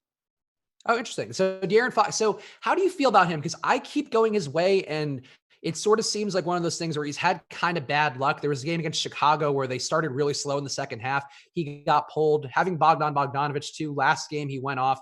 Certainly kind of takes away from what Fox does best as a lead ball handler. Buddy Hield is a high usage guy, but doesn't take as much actual ball handling time. More of a spot up shooter, more of a guy who's going to chuck up his shot fast at the clock. Doesn't affect Fox as much. How are you feeling about this overall Sacramento lineup and Fox? Are you confident to go him at pretty high ownership, or are you just kind of getting a taste and trying to get above the field? Yeah, so I think I continue to project Fox more than probably just the general industry in terms of his minutes. If you look at his minutes for like the last 5 or 6 games, there's just factors everywhere throwing them off. There was an overtime game that got him to 37. There's been like 4 blowouts in that time that's held him closer to anywhere from 25 to 30 minutes. And what they're trying to do based on how they play him in these first halves is give him like 34 to 36 minutes. I keep projecting him for 34. So that's where I have him at tonight. And he grades out as one of my more preferred plays on the slate, especially compared to the ownership. So at 34 minutes, I like him. Beverly's going to be back. Paul George is going to be back. I have them both around 30 minutes. So those are 2 good defensive players that make this a tougher matchup for Fox. But if we end up getting those 34 minutes out of him, or at least that I'm projecting him for, I feel good. And that could be, if this game stays close and there's no foul trouble or anything like that, that could be a low number, because before all those blowouts started about a week and a half ago or so, in situations where he just wasn't getting the full run, they were fine throwing him out there for 18 to 20-minute first halves. So he's been getting a lot of run, and it seems like that's what they want to do with him. It's just a matter of, can they keep this game close?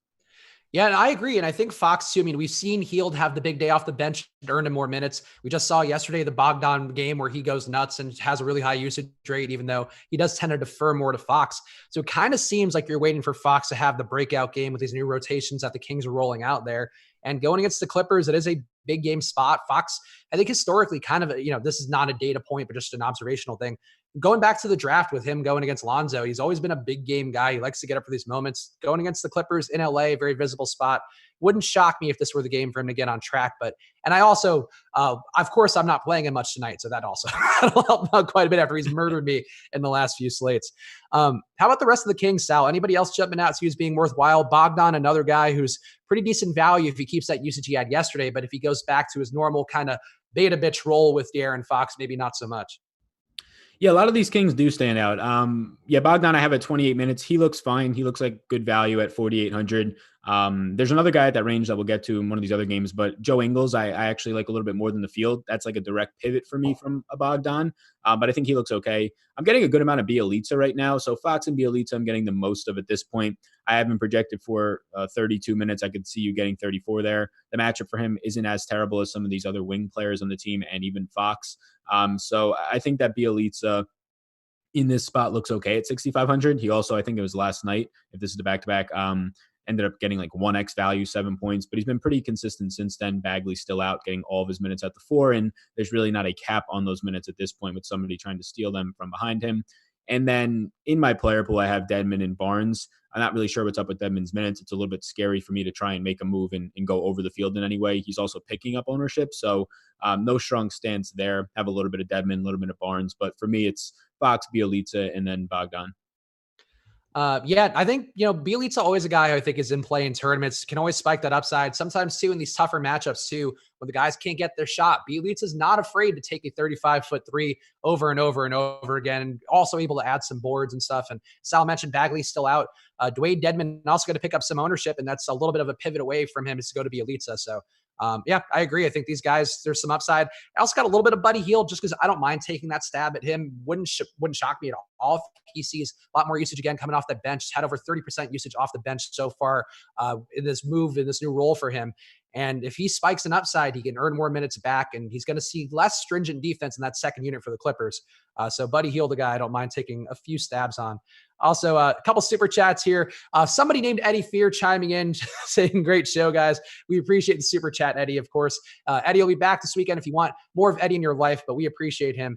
And and I am and of course I miss Eddie whenever I don't get my access to him. So we appreciate you, Eddie. And William Fields again saying babyface Sal, Conley out.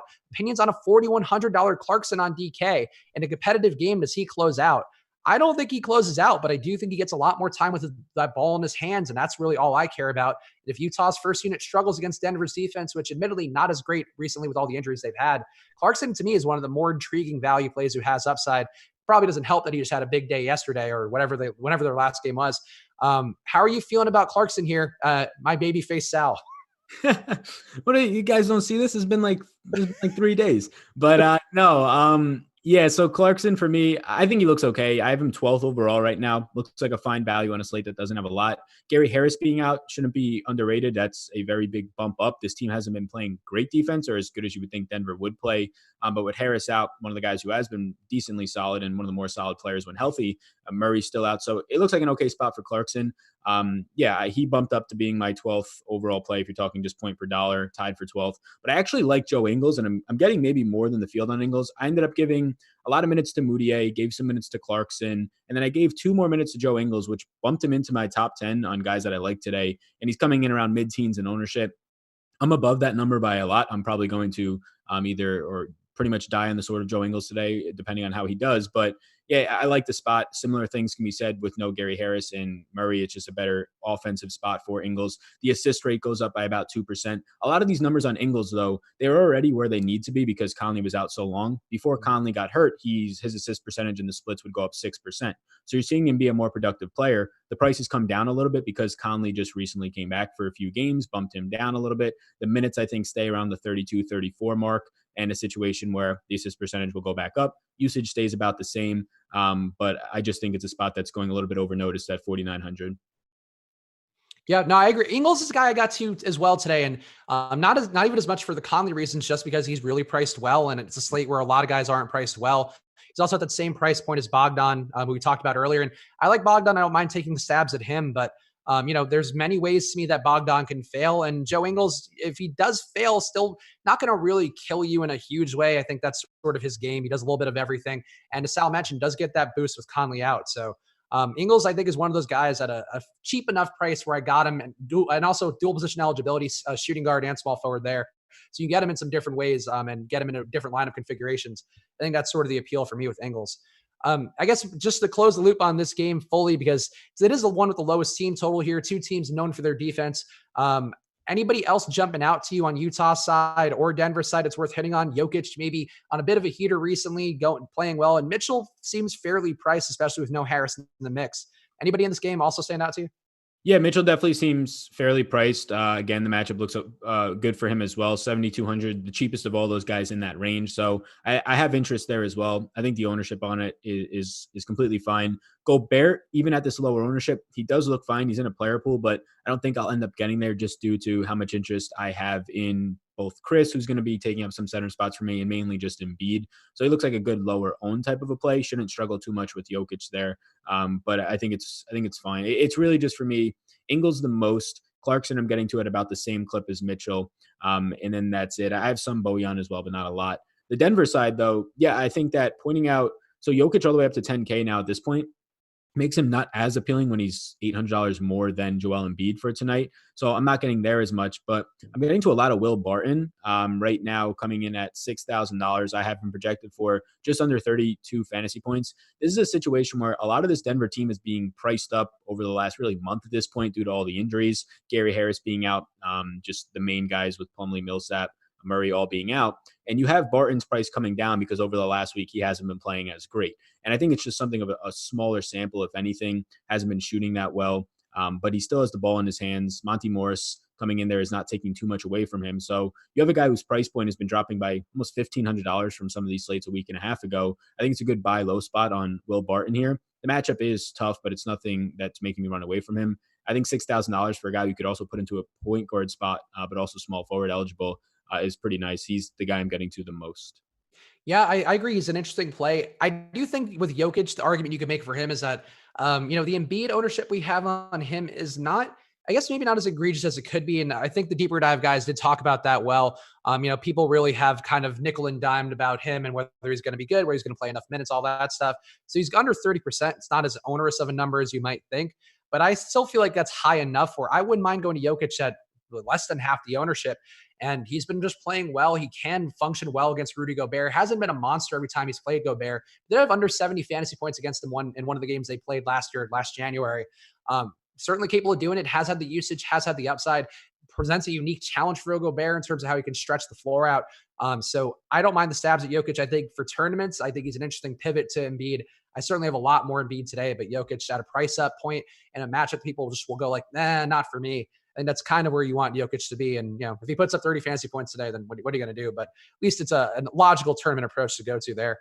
Yeah, and I guess I'll just finish on Jokic with, I have him. So you've seen big minutes these last 2 times out there, and really since the injuries to Plumlee and Millsap and just guys who he has to fill more minutes there, I have him projected at 34 minutes today, and that almost feels low from what you've been getting. If you want to project him at, say, 36 minutes, or even more, I think 36 is as high as I would want to go. But once you start projecting him there, he starts to grade out as a guy I get to. And if you were to see, I'm plugging in numbers here, but if you were to get 38 minutes, say that's what he ended up with today, I'm not going to project that median for him.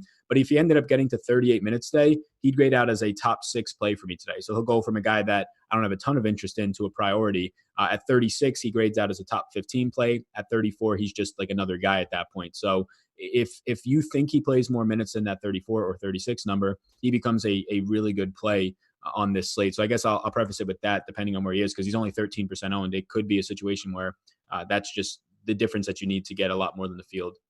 Yeah, I agree. I think that's sort of, when you have a guy who's in a matchup that people just avoid just intellectually, a lot of people just kind of glaze over with a game like Utah and Denver, and certainly no different here. I mean, I mentioned the lowest combined total on the slate, but still a spot with Jokic where he's got a lot more usage without Murray in the lineup.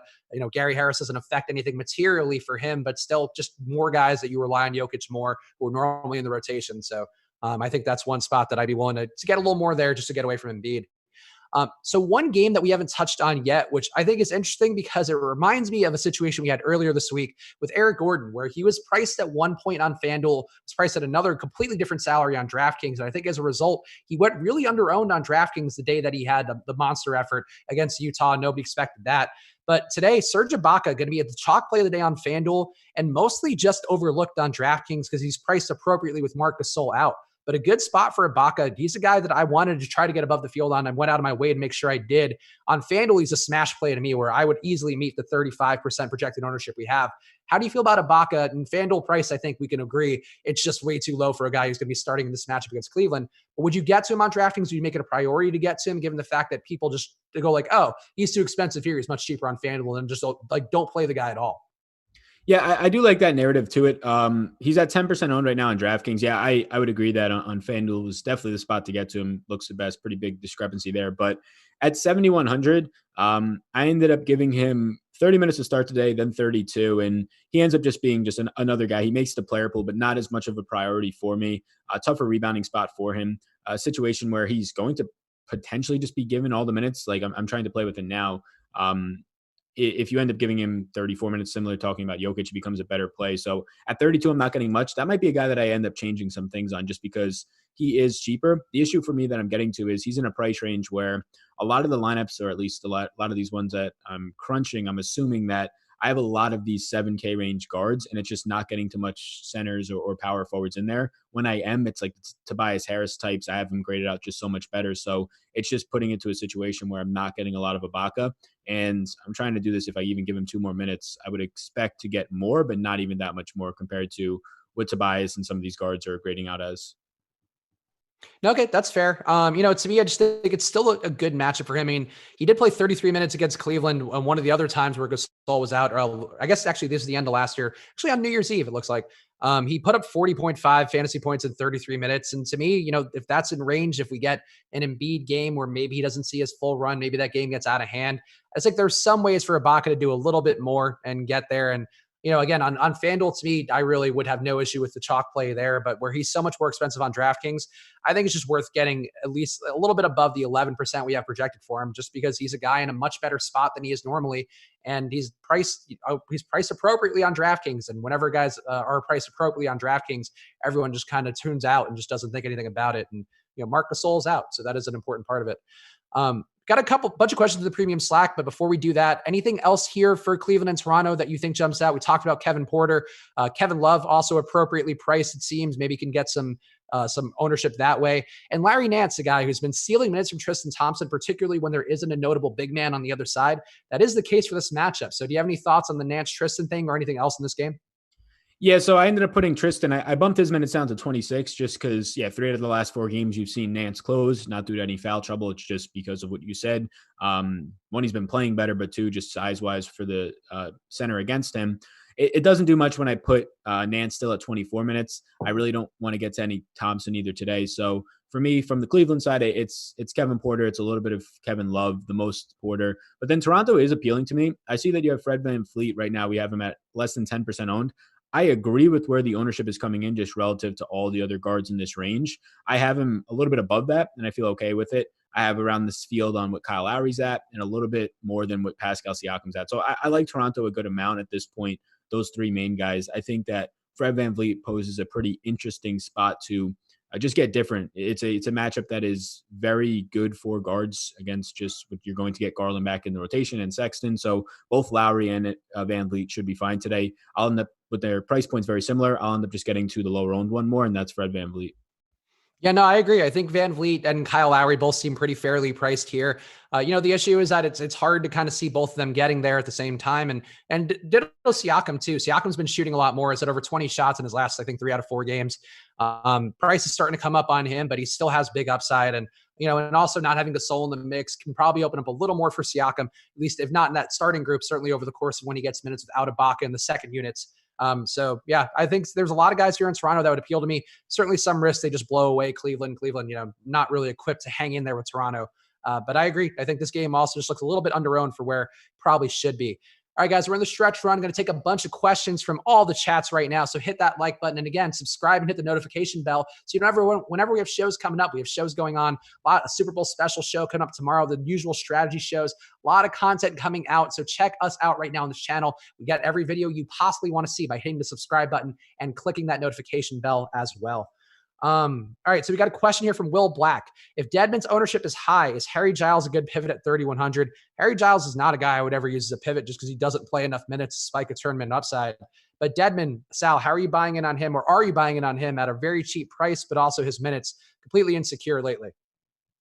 Yeah, I'm really not getting as much as what the field is. I think the ownership's fine, though, if you're on him there. It is really just a minutes thing for me. The matchup is fine for him. If you get the 22 to 24 that you got last night, it looks okay. I think I'm just building different lineups right now at this point. Yeah, I don't think that if you were to pivot away, that Giles would be the best pivot there. It's a situation where he would directly benefit, but they also don't have to go to him for a 25-minute stretch or something like that. So I think Dedmon is fine. I'm not getting there as much, and there's really not a direct pivot in that price range. You have, potentially Malik Beasley, but he's a wing player that's not going to have as much upside in a tougher matchup. I would just stick with the center and Dedmon there in an okay spot. Outside of that, you're probably just going to have to build some different lineups. I guess the best pivot to him that I would probably get to in ownership for $300 more would be Kevin Porter, but then you're comparing some wings, just wing value to center value, and Dedmon still looks a little bit better there. Question from Brian Peel in the premium Slack. Is it okay to play Rozier and Graham together? I would have no issue with that. They do stagger minutes pretty well. One of those guys is going to be playing with Malik Monk. Then you do shift that around, but I don't have an issue with it. And especially with the pace, if the pace does break the way where they just don't deliberately play slow like they have, I think they could certainly get there. Sal, how do you feel? Would you be willing to play Rozier and Graham together?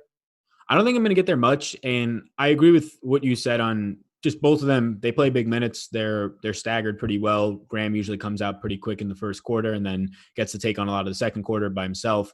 But it's a situation where just the price points on them with Rozier now at 73, Graham appropriate, probably around 77. It makes it expensive to favor both of them. You're hoping for just a situation where it is a really good matchup, but you're hoping for them to just really pack on a ton of points where they can in this matchup, but the team in general, by the way that they play, usually doesn't. But the total is nice on it, so I'll end up not getting there due to price, but if you get there, you could argue with me, and I would say that it's fine. Johnny Sack, one of my favorite Soprano references that we have in our current ecosystem in the premium Slack. How much does Tatum back affect Theis, do you think, or Theis, do you think? I think really the issue for Theis is more, I mean, not the issue, but the reason why he's been playing better, why that price is coming up, because Cantor's not there to take minutes away. I don't think Tatum back affects things. I guess you could say maybe a few less rebounds, and I would be not inclined to pay for Theis just because of his price on DraftKings. But Sal, do you have any lean with Theis, and would you be scared away from him more than usual because of Tatum being back? It's actually interesting here. So yeah, no, Tatum being back doesn't really affect it all that much, but Theis was in my player pool of like right now high 40s in guys. And when the Tatum news broke that he's going to play 25 minutes, I had him at 24. Just that extra minute put Theis, he was barely in the player pool, but it put him out of the player pool. It lowered his projection by like a half a point for me. So I think it affects him, but it's that small. So yeah, Theis, not too much interest. Like you said, it's like the difference of like a half a rebound if you're doing it projection wise.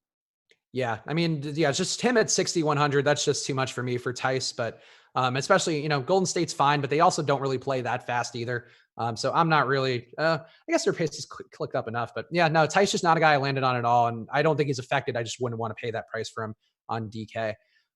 Does Paul George have a minutes restriction? I haven't seen anything about that yet, but I would assume coming back from hamstring issues, I wouldn't expect him to play a full allotment. Sal, do you have a minutes read on Paul George? Yeah, I didn't see anything either, but like you said, lower body, hamstring, already been dealing with the knee and other parts down there. I have him at 30 minutes, and I say, if anything, that probably seems high, but at 30 minutes, I'm not going to get so much at 8,200. I'm not going to get to any right now even. Yeah, no, I agree. I always think Paul George, a guy who can spike an upside.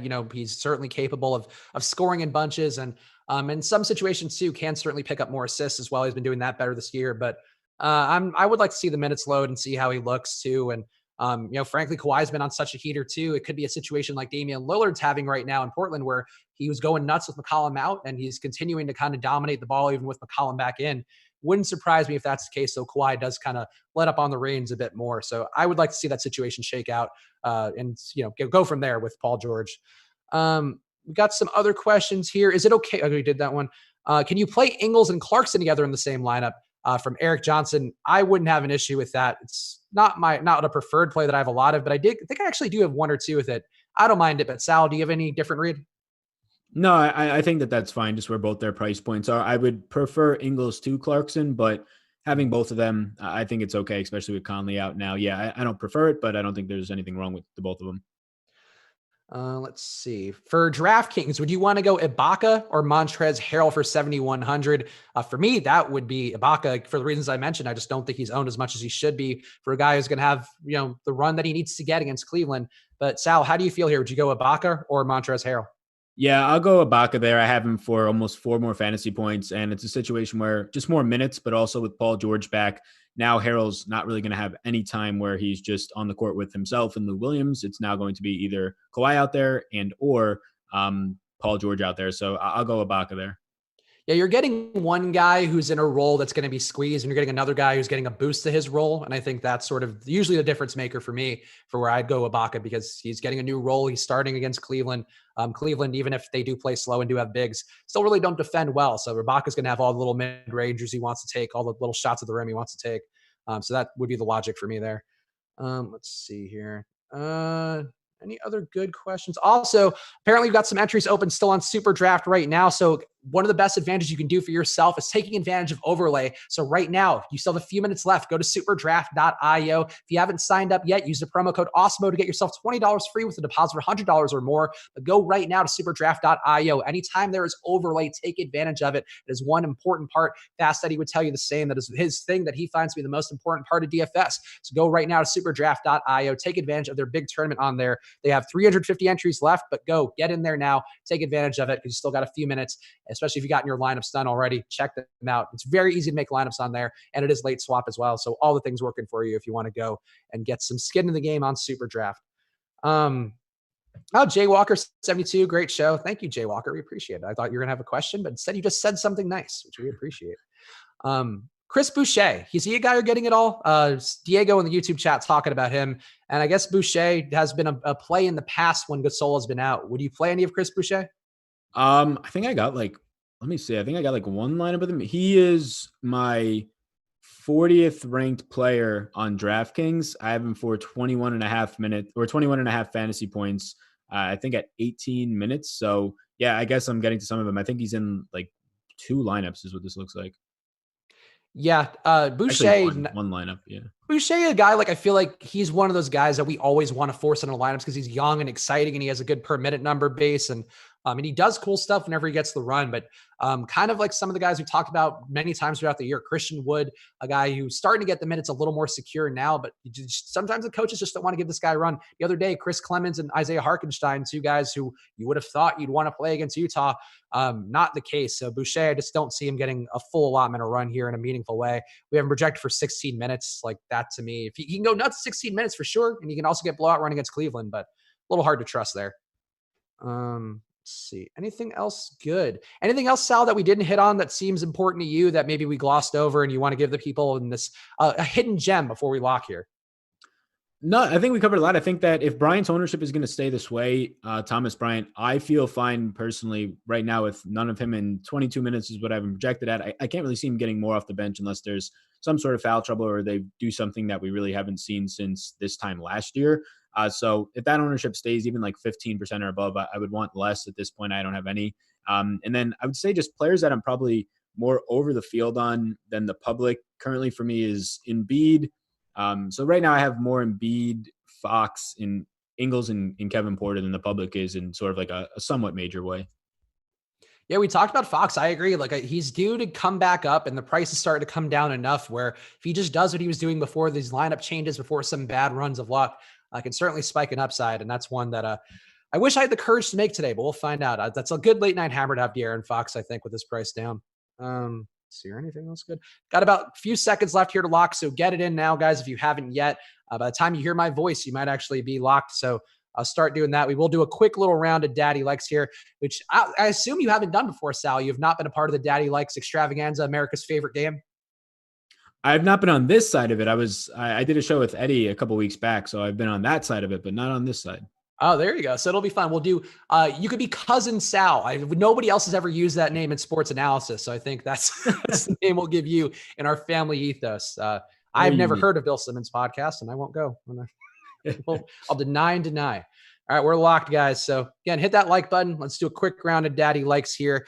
Pull it up. And again, shout out to Super Draft, of course. If you didn't take advantage, we did get that notification in with 5 minutes left, but just make sure you take advantage of them every day. You know, there are some days where we get to promote them a little more. Some days where we have the special shows, they bump the slate time back for us. But make sure you're checking them out every day, especially that last hour before lock. They've had a lot of overlay recently, and obviously we are paid to promote them. That is part of what we do on this channel. But for you guys in particular, the new sites that come out that really need you as a user are giving you fantastic benefits. We promoted a lot of them over the last year, over the last few months. But Super Draft is there for you every day with a lot of overlay and great tournaments up top. They've had one of their biggest prizes earlier this week with 4,500 to first place. They're doing a lot more on there, so check them out right now.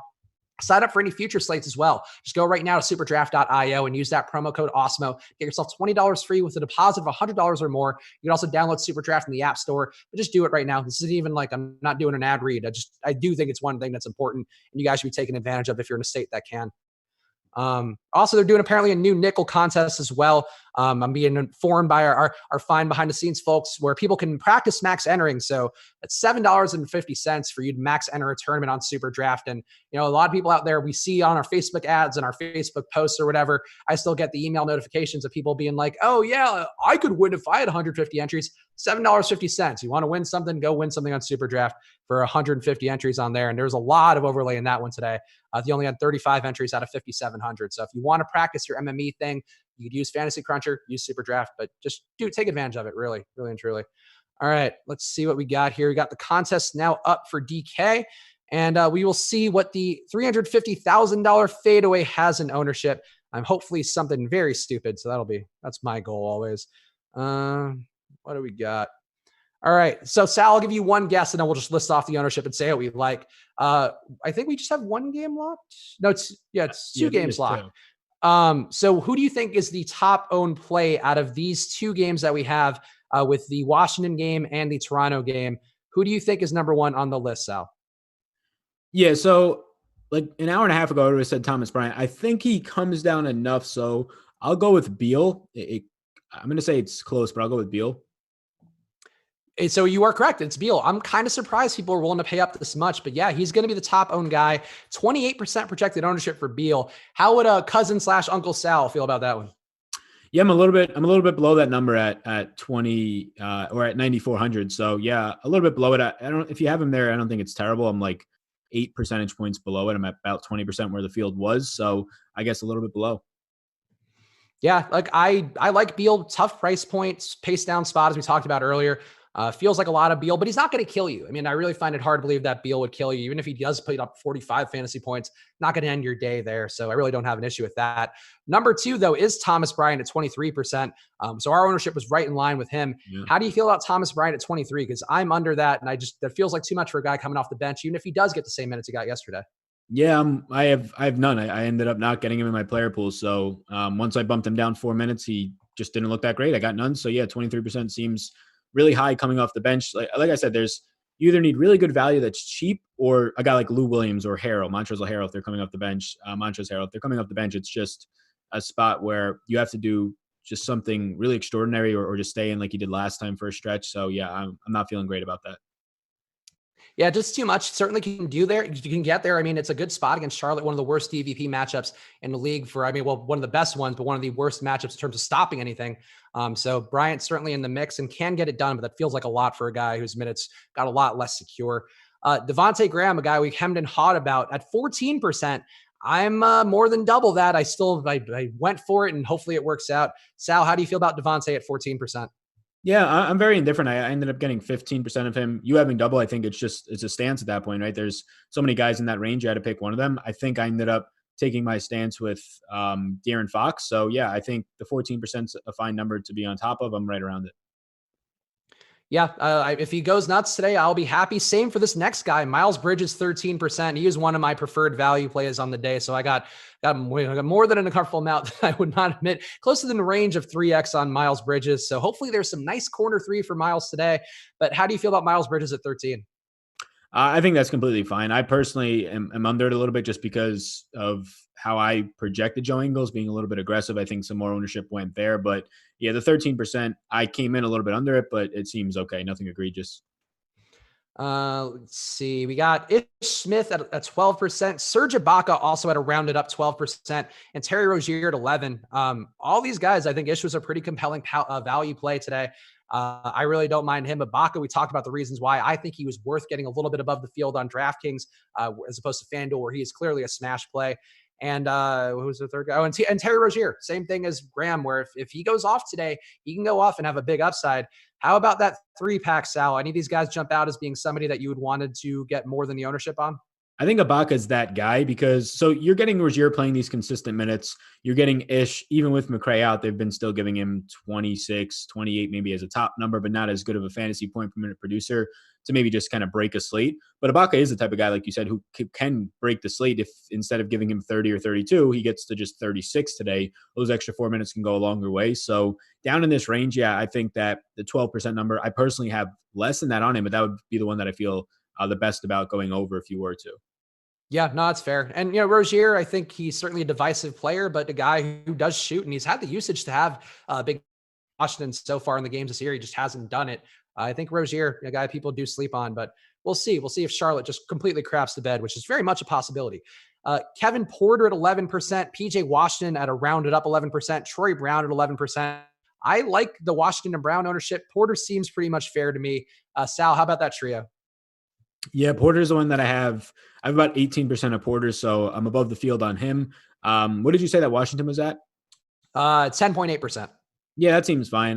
Right now Porter's the guy I have the most of. The other two seem pretty fair. Nothing crazy. I think you can get not in the same ballpark as Ibaka, but you can get those spike games out of Washington that when he's at that type of ownership, that's where you want to be playing him. So yeah, he seems pretty consistent for about 30 minutes. Seems okay. Yeah, PJ hasn't spiked a big upside recently. He has done it before, and we'll see. Hopefully he does it today because he and Miles Bridges are my boys who are terrifying me today. We'll burn through the rest of these. Pascal Siakam at 9%. Larry Nance down at 8%.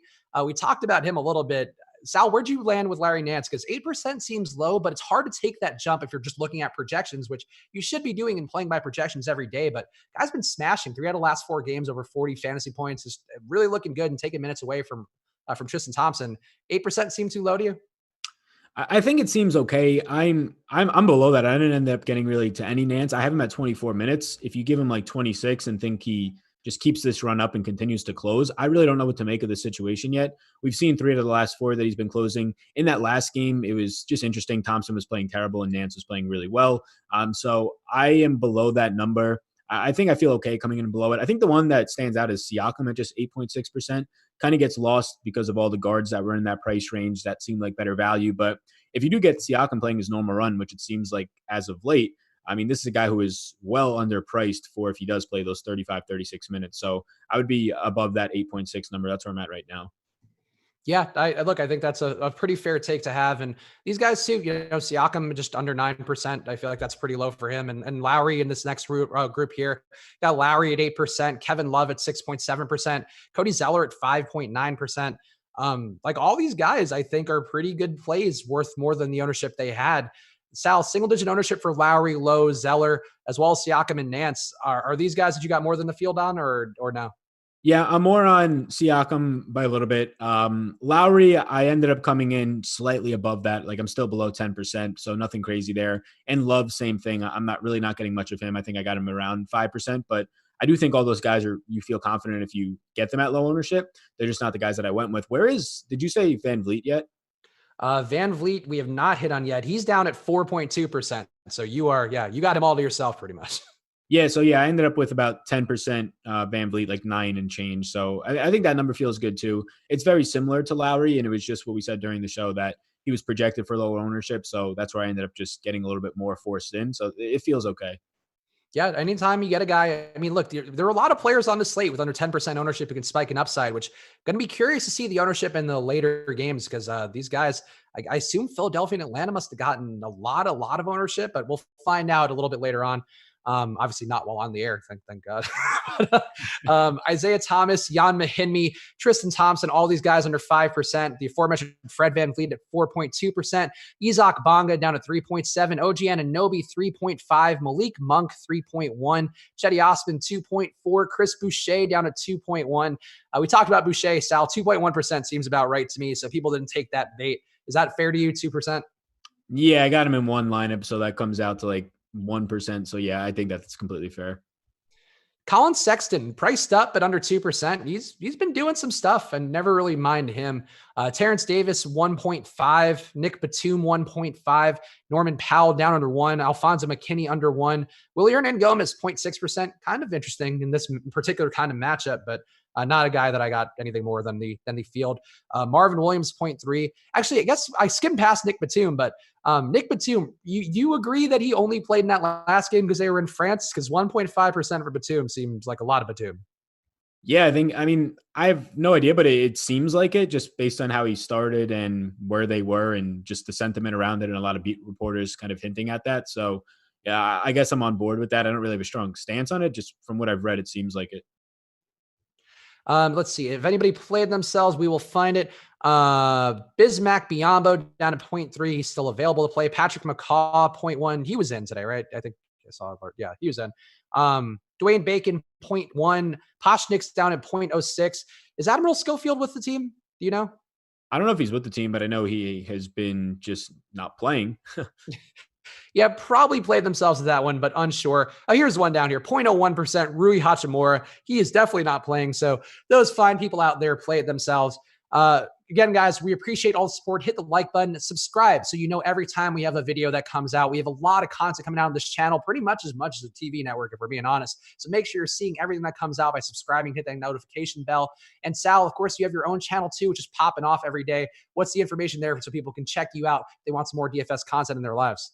Yeah, you could just the same name as on Twitter, just Sal Vetri. If you want to check it out on YouTube, just more fantasy content, DFS, some sports betting too. Yeah, Sal does a great job. Has a lot of good information on there across NFL, NBA, even WNBA. Maybe even we're doing some XFL. I don't know. I feel like that was the buzz on the streets as we might be doing some XFL content with Sal. So we'll see what's coming out in the weeks. But either way, follow him at Sal Vetri DFS.